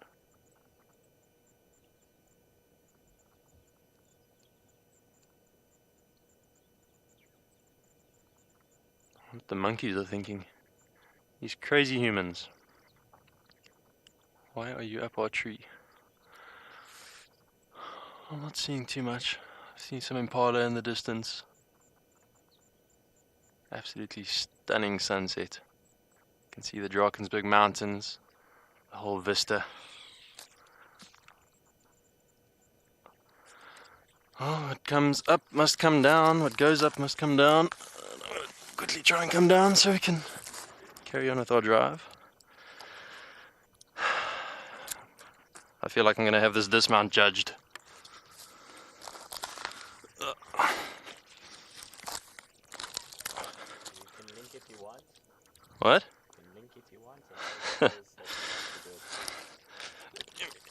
should I just jump like a leopard? Can you imagine how leopards jump from the tops of these trees and don't get injured? Actually amazing. Well, that was interesting. Haven't been up a tree in a while. Like I say, always nice to get a different perspective on the bush. Sometimes it's nice to get off the vehicle a bit.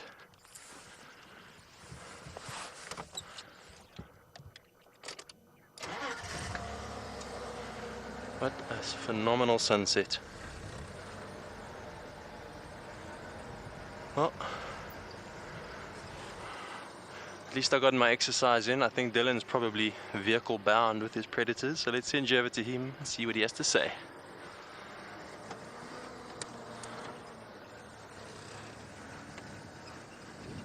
Now,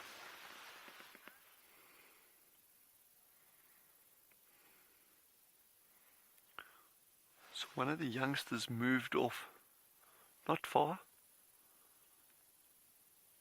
and lay down again, and then Mom just pulled the carcass even a little bit closer towards us.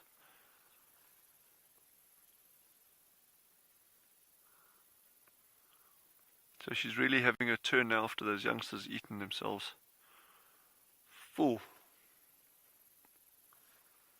Gorged, I think, would be the word I'm looking for.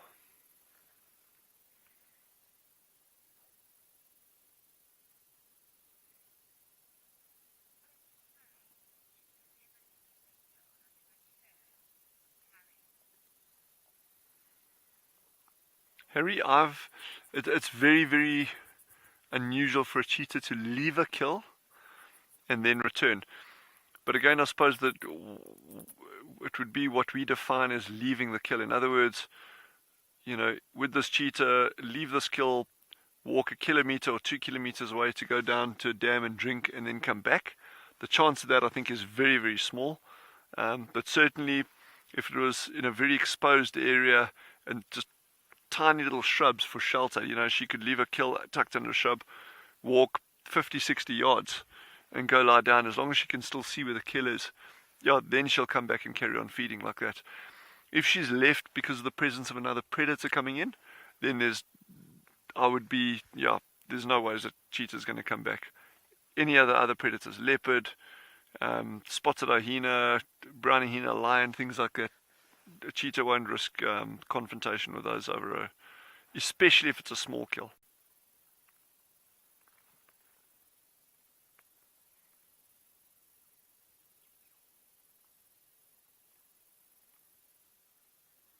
And of course, no animal wants to leave a kill. They've gone to a lot of energy, expense, and obviously risk to themselves of injury, trying to capture whatever they want to eat. So to give up a kill, you know, you'd rather feed on that as much as you can and then leave it. But when you're kind of down at the bottom of the pecking order in terms of your large predators, which cheetah and something like a brown hyena is, you also don't want to risk coming back to it if there's any chance of an encounter with a larger predator than yourself.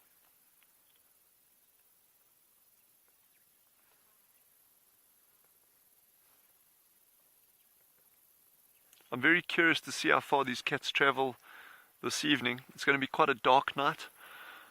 And the fact that they've now eaten very, very well, I would imagine that they're not going to go too far.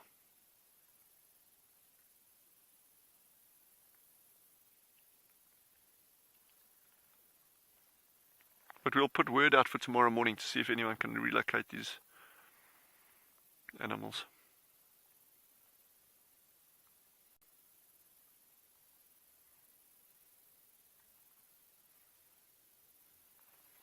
So, to all the viewers out there just had interest, Melanie says hi.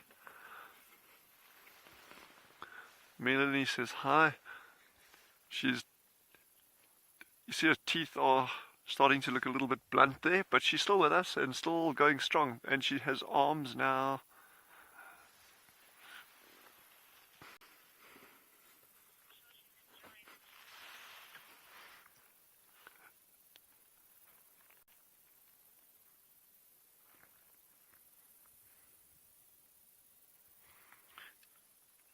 although cheetah aren't known for super strong jaws, they've obviously got enough power to be able to suffocate an animal, and that in itself I think takes some doing. But if you look at the end of the rib cage, see, even the ends of the ribs have been chewed off. So it's not that they, if people say, oh, so if you look at those ribs and you think, well, yeah, it's only rib bones, but still, to crunch through those, there's quite a bit of power in those jaws. Not compared to hyena and lion, but still, yeah, they're tough cats, these are. And I'm glad everyone's enjoying Melanie. She's with us. She's cool.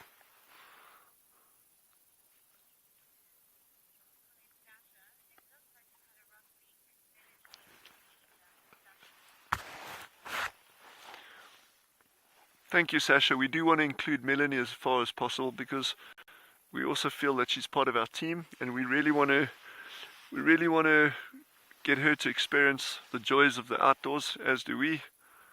But we've got a fun plan for Melanie later on if she gets to the point where she unfortunately wouldn't be able to join us on drives.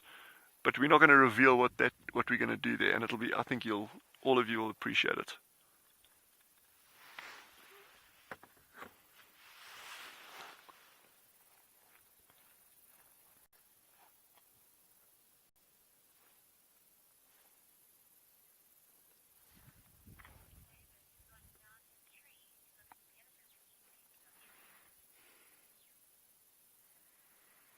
So it seems David made it down the tree in one piece. So head over to that side, and I think they've got some ellies.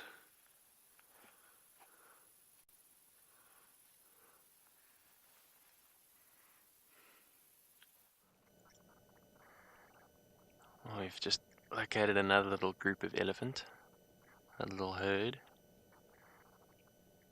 It's lovely watching this young bull feed on this marula tree. It's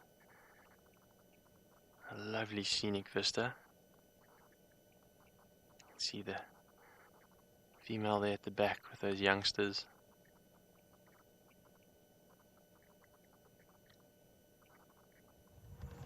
The beauties of the Simbambili property are these nice open areas and the lovely mountain views.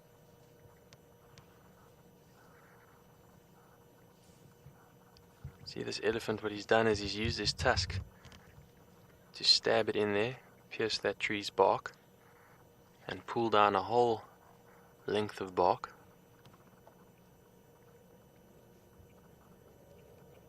That's a marula tree, one of their favorite trees.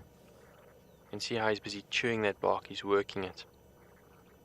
He first had the strip over his trunk and his tusks, and he was separating the outer bark, the outer cambium, the hard part that isn't nutritious. He was separating the inner cambium, or the juicy bit that he's busy working on now. That's what they're after, that thin layer of inner cambium, or inner bark, where all the nutrients run from the roots to the leaves.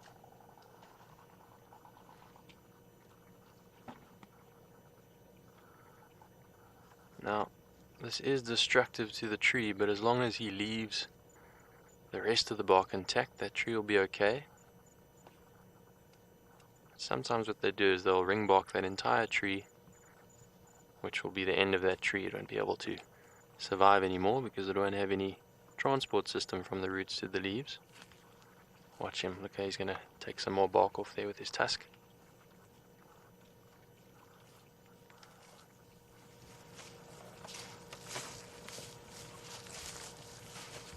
Look how he's using that tusk, that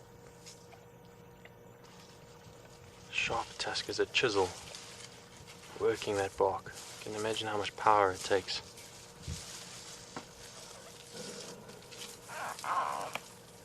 Listen to that. You may also be hearing some rustling grass. There's an elephant approaching us very close. Wants to be in the frame, also wants to be on TV. Hello. It's right here. Okay, fine, we'll film you instead.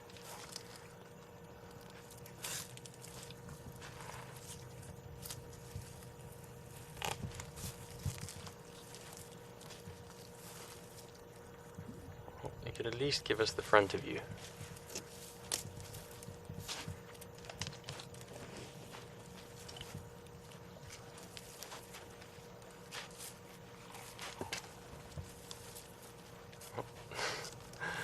Now that he's had his moment on the camera, let's go back to this bull and watch how interesting it is how he strips that bark. It's really rare to actually see this happening.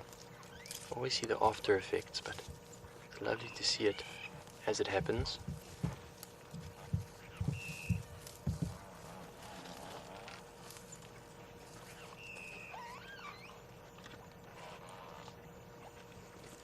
Listen to that squeaking as his tusks push through that bark. You can imagine incredible force he's exerting to strip that bark.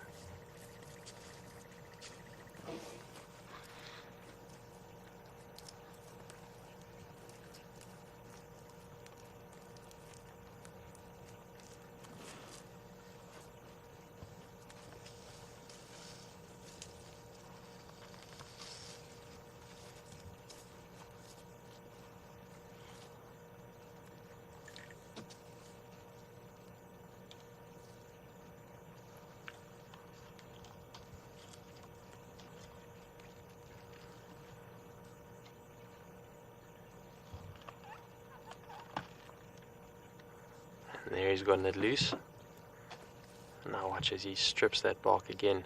That outer grey bit that you can see is not what he's looking for. He's looking for that very deep red. He's using his teeth to pull it off. Just working it. This is an incredible sighting. It's elephant sightings are just really in the top of an elephant sighting. Such a privilege to be out here and watch as this elephant feeds on this murder tree. And as always, once again, we thank you for your support and allowing us to continue operating out here, be able to have the equipment and staff needed to bring this production to you.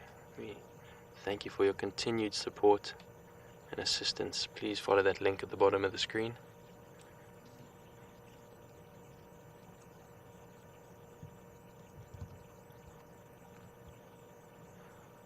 Joy, you've asked,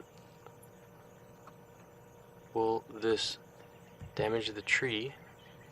And Joy, as long as, like I said, as long as he doesn't take too much bark off, as long as he leaves enough bark for the nutrients to be able to pass up from roots to leaves and back and forth for the photosynthesis and growth of the tree, then it'll be okay. If he ring barks it, then that'll be the end of the tree, but that's what elephants do. They are natural landscapers. Sometimes they clear areas, sometimes they really break a lot of trees and open the bush up, so that's just nature. That's the way they were made to operate, so we'll let him do what he's doing. It's been a fantastic sighting, but sounds like Rowan is still with his lions, and perhaps they might be getting a bit active soon, so we're going to send you over and see what the update is.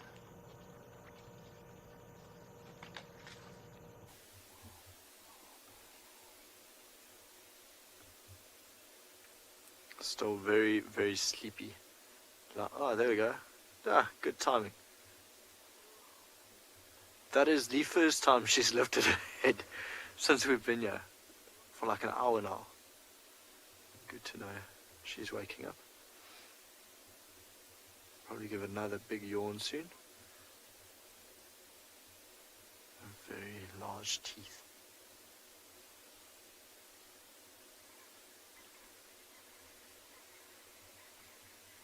Just hope she doesn't poo when she stands up. She probably would. But we're hoping not there. Giving another yawn. Pretty sure soon she'll stand up and she'll actually go join that bunch. You know, also try to be groomed. You can see the white male. He's now plonked himself on top of the female to the left, hoping to be groomed as well. The lioness with the cubs, she's rolling around. I can't see the two cubbies now, but you can see her rolling around in there. So I think maybe the cubs have gone further into the bush asleep. Oh, maybe she's licking one of them.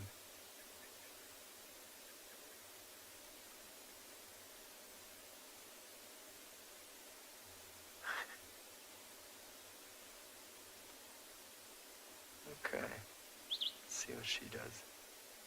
There's the cubby. Yes. Samantha's saying, poor me, I'm too traumatized. Samantha, I have had to sit here and block my nose so much. It has been absolutely terrible. So there you can see one little lion cubby's face just being groomed by mummy. So we'll sit here for a little while longer, but you're going to go back to the cheetah, who's also still feasting on the last little bit of the kudu.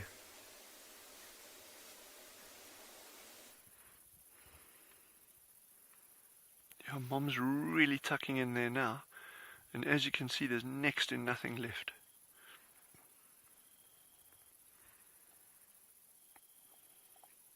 Oh, this cub's tummy is absolutely full to bursting.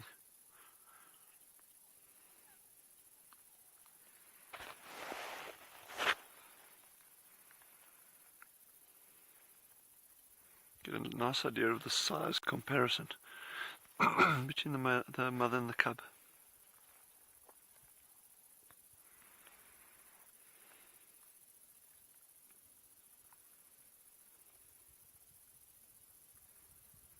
I love the way they sit there with their legs tucked, their front legs tucked up on the side like that.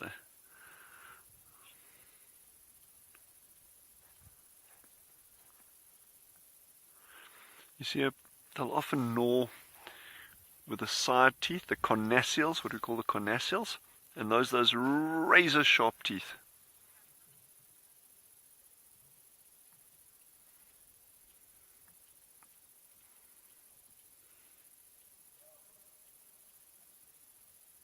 You see that gnawing on the side? So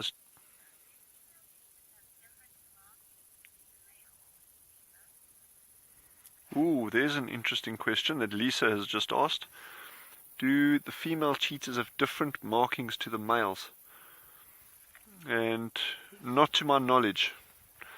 Every single individual cheetah has got different spot pattern, like right across the body.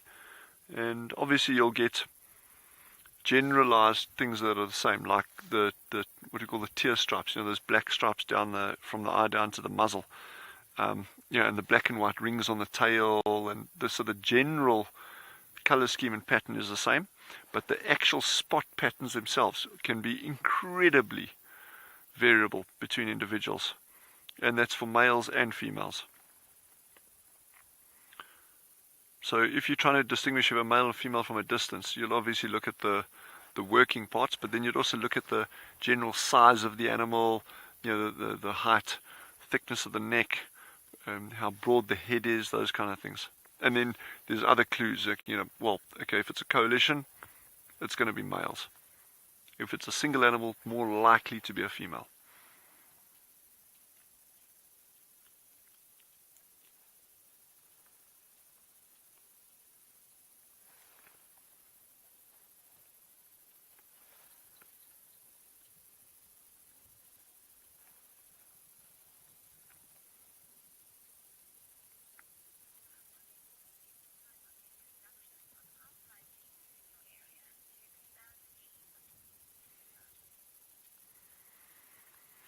I'm sorry, I didn't get the name there.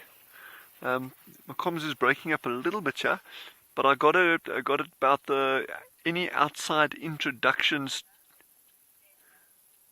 Vespa, yeah, that's a great question. It's a very interesting management one for any reserve, and we've only very, very, very occasionally done introductions, just because we've got such a vast area and we've got so many cheetah that animals are coming through and going out all the time.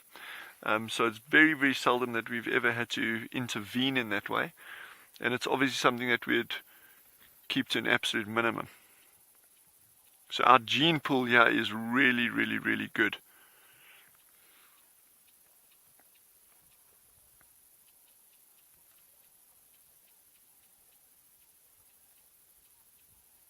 And cheetah globally, we were checking up the other day, cheetah globally, there's about 6,000 on the last kind of census, about 6,800 cheetahs still remaining in the wild, which is not a big number if you think they occur from the southern tip of Africa right up into the Middle East and through into India. I mean, that's a vast area. And okay, let's round it off to 7,000. It's still not a big number of animals. So any conservation measures that enable the future security of the species are very, very important. But let's let them carry on feeding here a little bit. The light here is dropping quickly now. So head over to David and catch up with them on that side.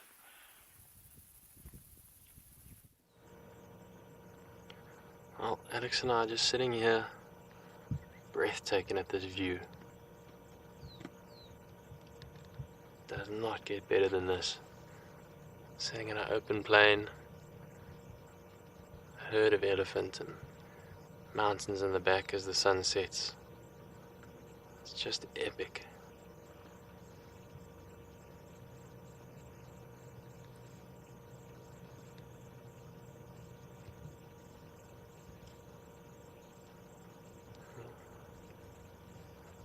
Just a phenomenal sighting. These elephants are so chilled, so relaxed. No one's grumpy, no one's trumpeting.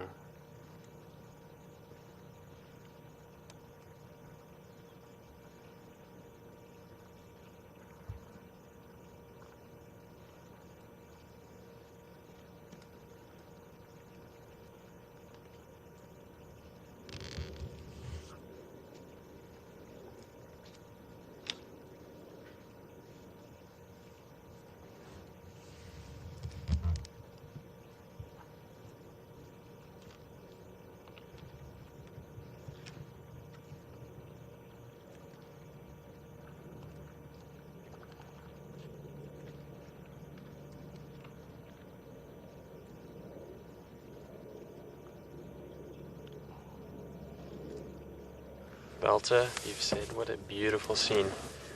And it is just breathtaking, as I've said. Doesn't get better than this with the elephants.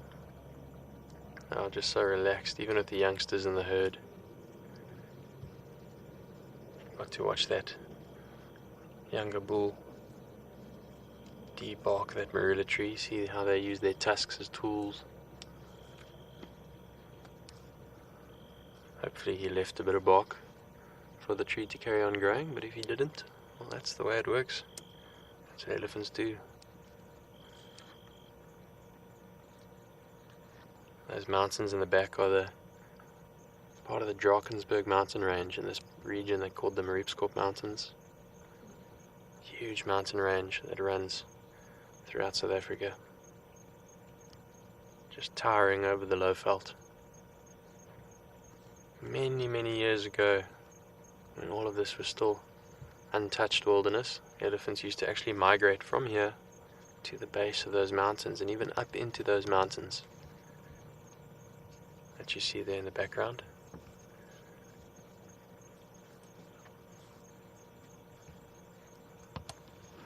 Elephants are actually phenomenal climbers. You often see them climbing koppies and little hills.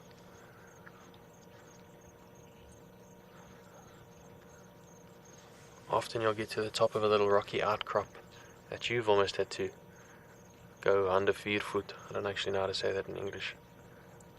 Direct translation would be hands 4 feet, but what I mean is a place that's really difficult to climb up, and you'll find elephant dung right on the top, which just goes to show they can really climb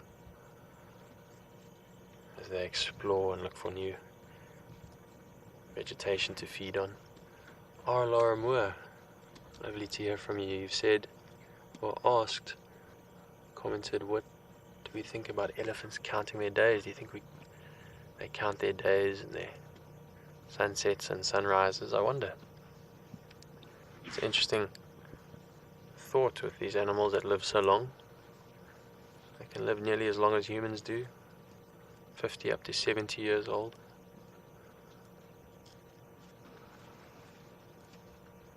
They do spend a lot of time out here. They walk all over the show from different vegetation sources to different water places, water sources, and they know this bush intimately. Maybe they do count their days, but not in a rushed way. I think they count their days in a peaceful way, enjoying the warmth of the sunrise on their bodies as it warms their grey skin, and enjoying the coolness of the night air as the temperature drops and the stars come out.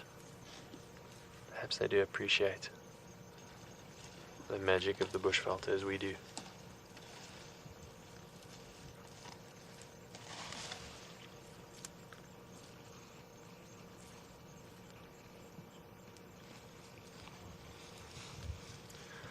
Well, this has been just the best surprise. Lovely way to end our sunset safari, but sounds like we're not the only ones with a surprise. Let's send you over to Tristan.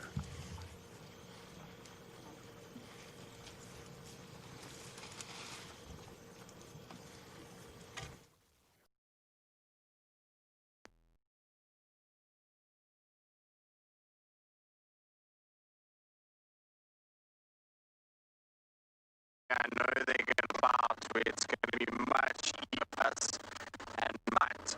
Essentially what we've got is happening, pride, which is a pride we don't see very often at all. They're not a pride that hangs around a lot. We've got a male in there, and it's really nice to see them at the moment in order to potentially hunt. So alright, now apparently our signal's still not great, so if you didn't hear what I said, I was saying that we had the Torchwood Pride, which I know a lot of you like, and we haven't seen them for a while. They're not a pride we see all that often, but they are beautiful. They, unfortunately, it's probably going to be difficult because of the light that we have, but they have the most beautiful, beautiful colored eyes. They're these kind of butterscotch rich colors to the eyes. I absolutely kind of love the eye color of this particular pride. Now they should come up straight pretty much where I am now. I think they're going to be coming onto Chitwa airstrip to come and hunt. So I think they're looking for any sign of impalas up on the airstrip. They're thin, they look like they could do with a meal, and so what we're doing is we're just waiting for them. Just as you came to us, they cut into very dense bush, and I was thinking I might follow them through there, but I know where it goes, and I know that they're going to come out onto the airstrip, and rather than clanging through the bush, particularly because I know that they are in a hunting situation, I don't want to disturb too much that it kind of disrupts everything that's going on, and animals hear us coming from miles away. I would rather just go nice and slow and just wait for them and be patient and let them come through, because they will come through. They're not going to go anywhere else. They've walked from almost Cheetah Plain side straight across the blocks in a direction of this airstrip, so they'll know that the airstrip is a place to hunt, and they'll probably want to do it before that moon starts to get too full. As the days march on now, the moon getting bigger, hunting for these lions is going to become harder and harder and harder to go and do, particularly at night because of how bright it gets out here. So Jenna, you say, ooh, the Torchwood Pride? I know, it's pretty exciting. We haven't seen them. When was the last time we had the Torchwood Pride? I don't even know. The last time I personally saw the Torchwood Pride was in 2012 was the last time I saw the Torchwood Pride, before today. So it's been a long time since I've last saw them. They're a beautiful, beautiful group of lionesses. And like I say, rather than going through the thickets and making a lot of noise and disturbing them, better to let them come through.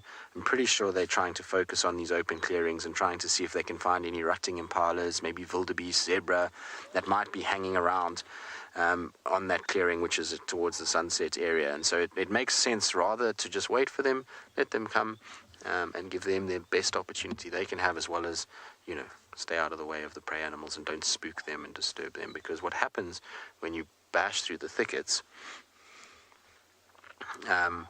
you'll get a situation where they, you know, obviously disturbs everything that goes on. So apparently 9th of March is the last time we saw this pride on our live screens. I remember they were on Chitwa.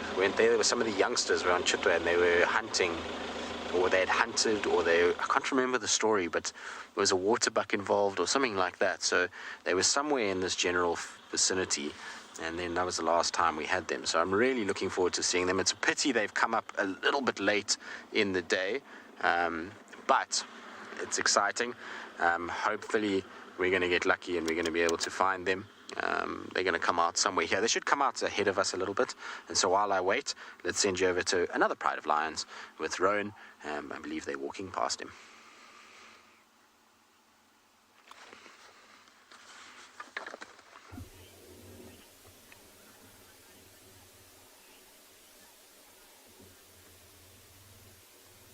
Oh, you could hear the growling there. Sorry, all of us are blocking our noses. 3 more went. So literally just all of us sitting here with our fingers on our noses, but you could hear the growl there, because that's the Birmingham young male. When he got up and he got a little bit closer to the pride, the Ross male responded with a growl. Whew. It's really not pleasant where we are. Actually, I think we might leave in the next 3 minutes. The lioness with the youngsters, she took them further into the bush. So I think she might be depositing them in their new den.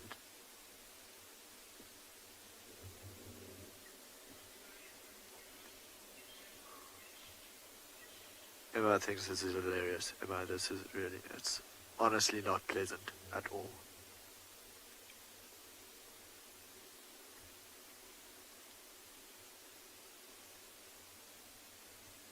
Yeah, I thought they'd be more active by now. But I guess because I ate last night, it doesn't really, force them to be so active this early on.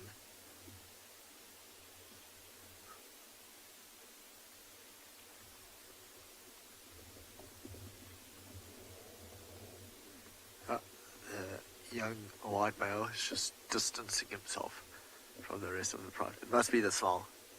I would also be lying down far from them if I had the option.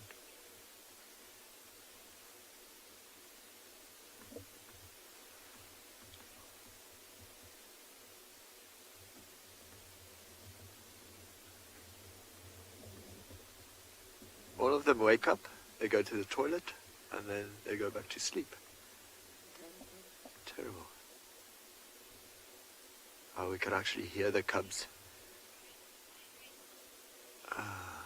Tree frog, I need more than a face mask. I think I need like a tub of Vicks and just rub it all over my face.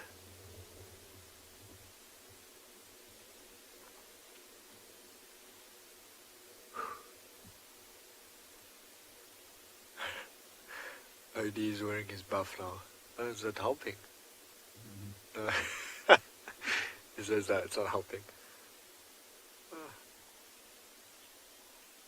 Okay, Tristan's got his lines. We're going to leave this pride, and you guys can enjoy the Torchwood Pride. We have indeed. They're just going now. They've changed direction and we're going south into a nets where we can't follow them, unfortunately. But at least we've got a view of them briefly. I'm going to just go forward a little bit so you can see the rest of the pride. They're walking down the road away from us, unfortunately. I was hoping they were going to come onto Chitwa. I should have come back towards this cut line earlier, but you know, it's the way it goes. Sometimes you win some, sometimes you lose some. But that's them just slowly disappearing down the road. Now we're going to have to go into infrared, so BK is going to flick the switch quickly. There we go. You guys can see them. Now I don't see if the male's already gone over.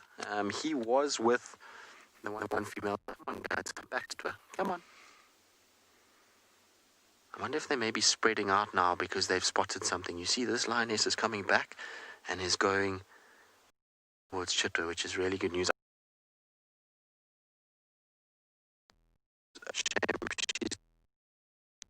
I don't want to go to this pride and tell them to come back to it.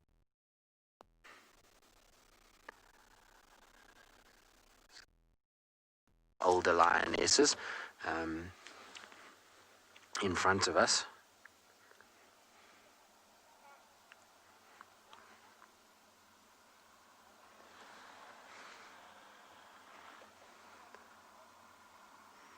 Alright, so sorry about that, we had a little technical glitch, but this seems to be the oldest of the lionesses. She's got a little bit of an injury. It seems to be okay now. She's walking alright now. Just her right paw looked a little bit sore, and she looked like she was struggling a little bit, and the young male was with her, so I don't know where he is. I don't see him yet, but hopefully he'll make an appearance. She's the one with the little dark nose. But just listen to this as she walks past. You'll hear her feet.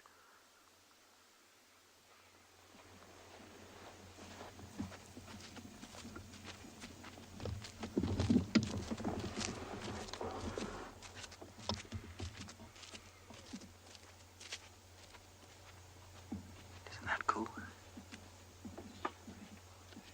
And there she goes down there. Like I say, I don't see the young male just yet. I'm hoping that he's somewhere close by and that he also appears. He might have gone over already before we saw him. But it's so weird because when we were following them, they went off towards Chitwa Airstrip, and we just came around the corner to wait for them there, and they obviously just turned behind us. Now, the Pride can be a little bit shy. They're sometimes not a huge fan of cars, these guys, and they can be a little bit nervy. So maybe what it was is they were just waiting for us to go, and then they were going to cut down. And they're heading down to an area where it's also very productive. There's a pan with an open clearing, so it's very possible that they're going that way. Okay, well, at least we got a view, which is really, really nice. It's always nice to see a pride that we haven't seen much of, and tomorrow morning you never know, they might pop up somewhere onto Chitwa once again. And so while we sit here and figure out where we're going to go next, let's send you back across to Dylan for one last look at those cheetah.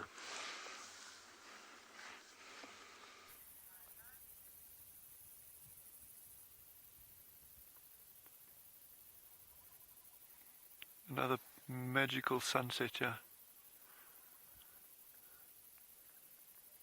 The mother with the cubs have moved away from what's left of the kill and are now just grooming.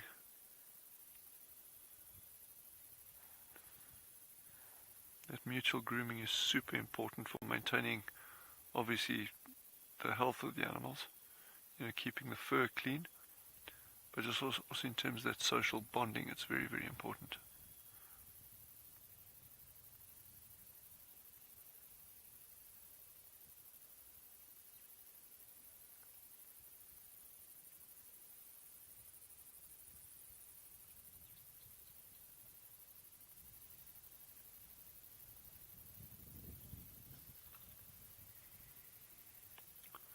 It's got to be my favorite time of day.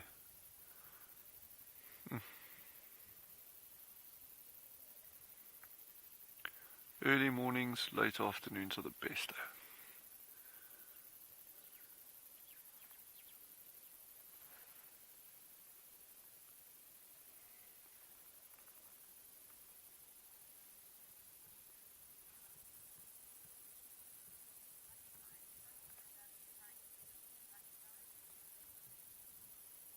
Thank you, Butterfly. It really is a very, very, very special sight to see.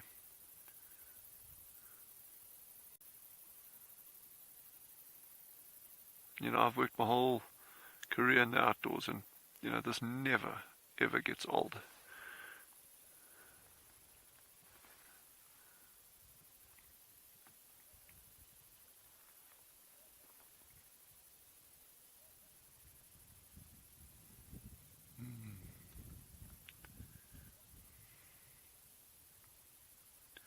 I think Mom's thinking of moving. She's kind of like, yeah, I don't know if there's much left here for this kill. I don't know why we should hang around. But the cubs certainly don't seem like they want to go anywhere.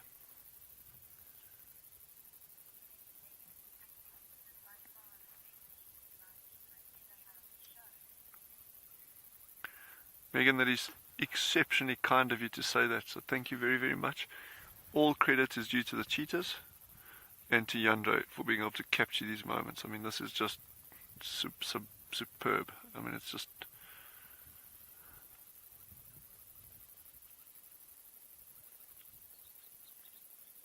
And it's just such a privilege being able to have all the viewers along on these journeys. I mean, that's what it's about. Yeah, look at that.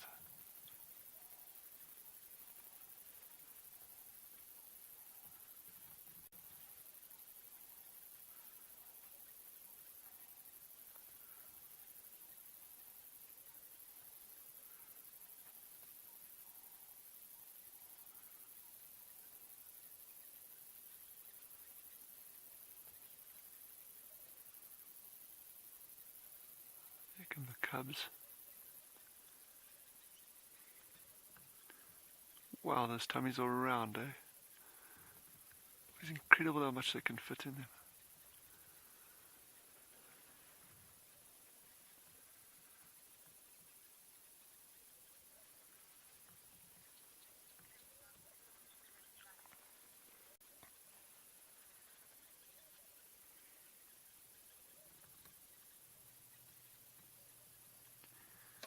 I think she's going to go down and drink water. If she does... I think I spoke too soon. She heard me say that. She's going, I'll just prove him wrong.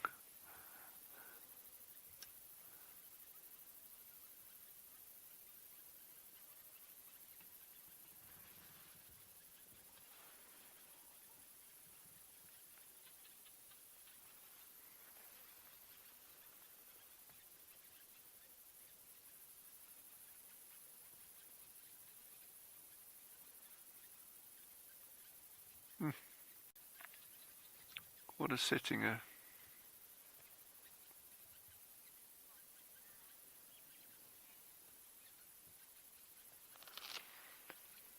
Sorry, please can you repeat that? Our comm seems to be breaking up quite badly now for some reason.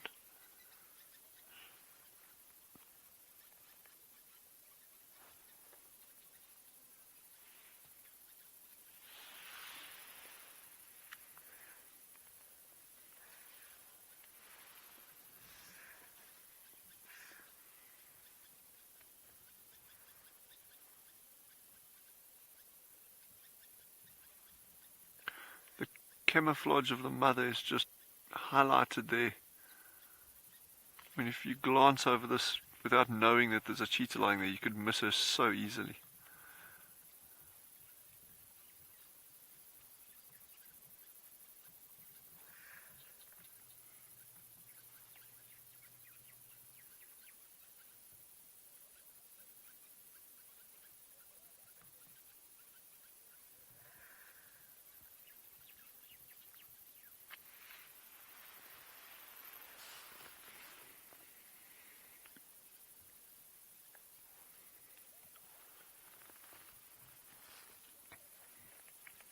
I'm still holding my breath and hoping for something else like a hyena to come in.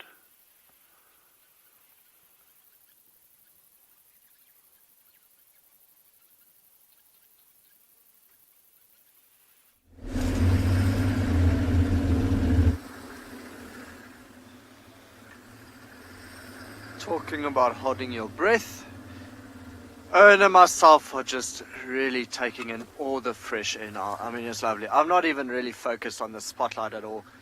I am just taking the deepest breaths. It is exquisite. Really, not to smell that anymore. Absolutely loving it.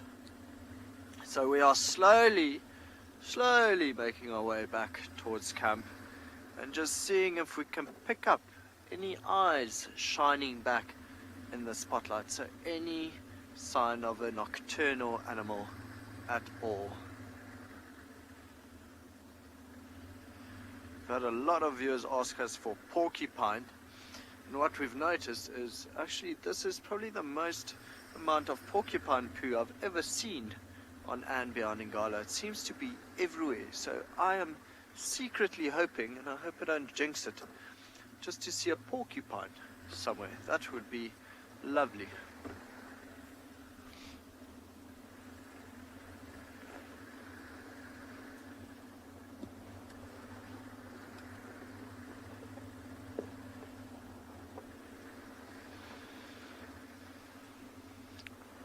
As you can see, I'm kind of gliding the spotlight quite quickly from side to side.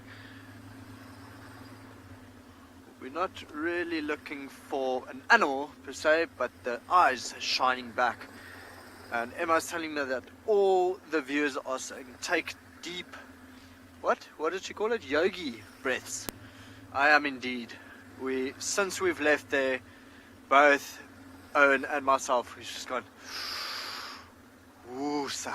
It's been so nice to be away from the lions for a little while.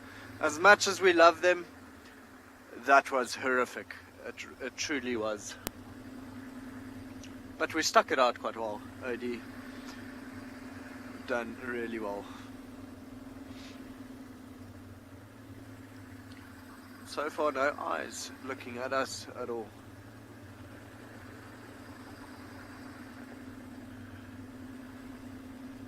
Even often driving back we have scrub hares, oh wow, sort of like bunnies running, or rabbits running across the road, and there's none of them here today. Okay, so it seems like Tristan's doing exactly the same as we are. So bumbling around looking for any nocturnal animals. So we're going to send you back over to him and see how he's doing.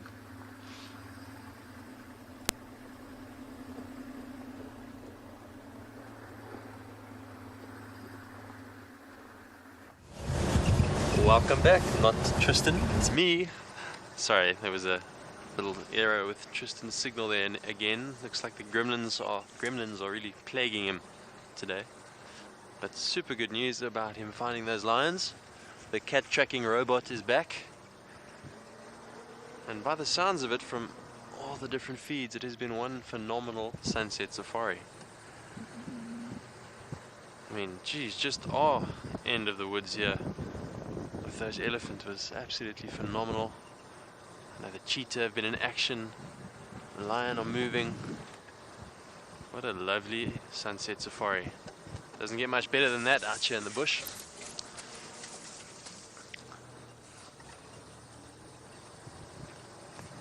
Rosie, you asked how hard is it to find animals in the dark? Well, without light it's very difficult because our eyes cannot see as well as cats' eyes. So we need light to help us. I've got lights on both sides of the vehicle, in front of the vehicle. I've got this handheld light. And it's obviously harder than in the daytime, Rosie, but what the light does is it does reflect light from animals' eyes. It's a very interesting little reflective layer called a tapetum lucidum that reflects the light, and that actually makes it pretty easy to pick up animals' eyes. So even though the rest of their body is very camouflaged, if they're looking at the light, it's pretty easy to see, and then you have a closer look to see what animal it is. But of course, like with tracking, that becomes a lot harder at night, if not impossible,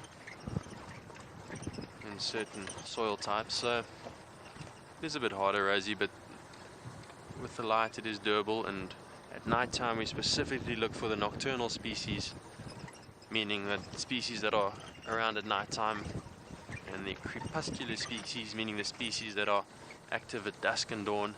Those are the ones we're looking for now, like the civets and the porcupines, genets, those sorts of things. And of course the cats that like to move during the cooler hours, as you may have noticed. As soon as it gets cooler, they like to get up and move.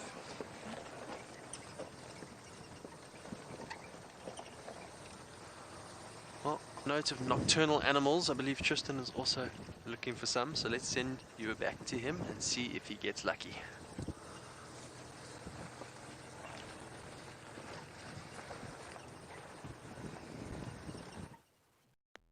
Had such a pleasant drive this afternoon. I know we haven't seen much of you guys, but it's seeing that pride again and spending a little bit of time with them. It's kind of trying to nudge them up the hill, so that we could get signal. And we were trying everything, any little sort of rise we could get. We even drove over little stumps to get our antenna up, tried little hills, everything that we could use to try and get some sort of signal so that we could show you. And eventually the lions got there. I know it was a brief sighting, but still at least nice to see. We had a few little birds and we had some good things on the way. So it's been a wonderful afternoon. It sounds like a magical afternoon pretty much for everybody. Everybody seemed to have gotten something that they wanted. So, you know, David had his tree and his elephants and little baby zebra, and Rowan with the Birmingham Pride, and Dylan with the cheetah. So it seems like everybody got something good this evening, which is always the nicest. It's my favorite drives is where every single one of us gets something that they enjoy. You know, often when you work out here with people and you become friends and you build up a camaraderie, you always want to see everybody being successful. You always want to see everyone seeing cool things. You know, it's not nice if you're the only one that sees something nice and somebody else struggles. It's never a nice thing. It's always like when we have drives where everybody gets a little bit of something, and you guys too. So I think think it creates a nice diversity and always a good thing. Alright, down we go into the Mulawati. Sorry to lose a little bit of signal, it should be okay.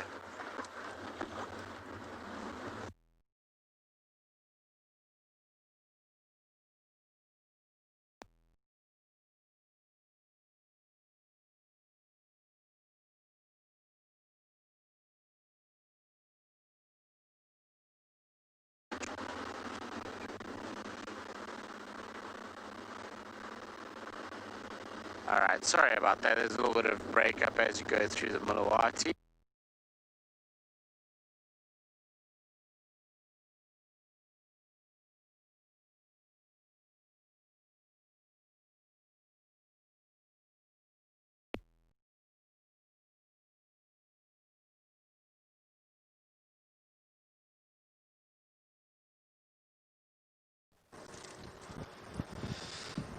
Well, sounds like Tristan found nothing but gremlins. Sorry about again, this signal cut. But we are happy to have you back. Just cruising down Firebreak Road here in Simbambili.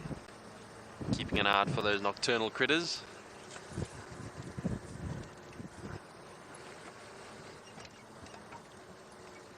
Temperatures drop nicely now, so things will be nice and active.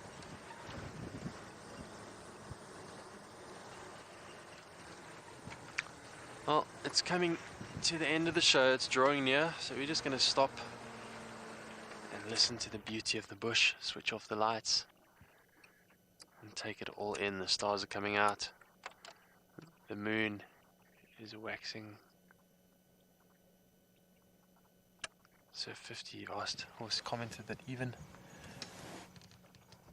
everyone wants to go home, even the technology. I agree, the gremlins are really plaguing us. Look at all that dust in the air, the insects flying around. It's palpable, this night sky. It's a really moody atmosphere. The birds are slowing down in their calls. We may start hearing some leopards sawing or lions roaring.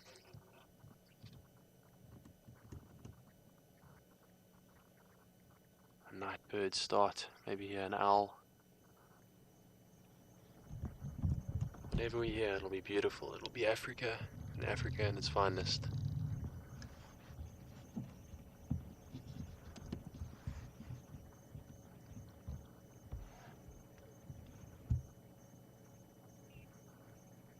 Well, it's been a privilege being out here.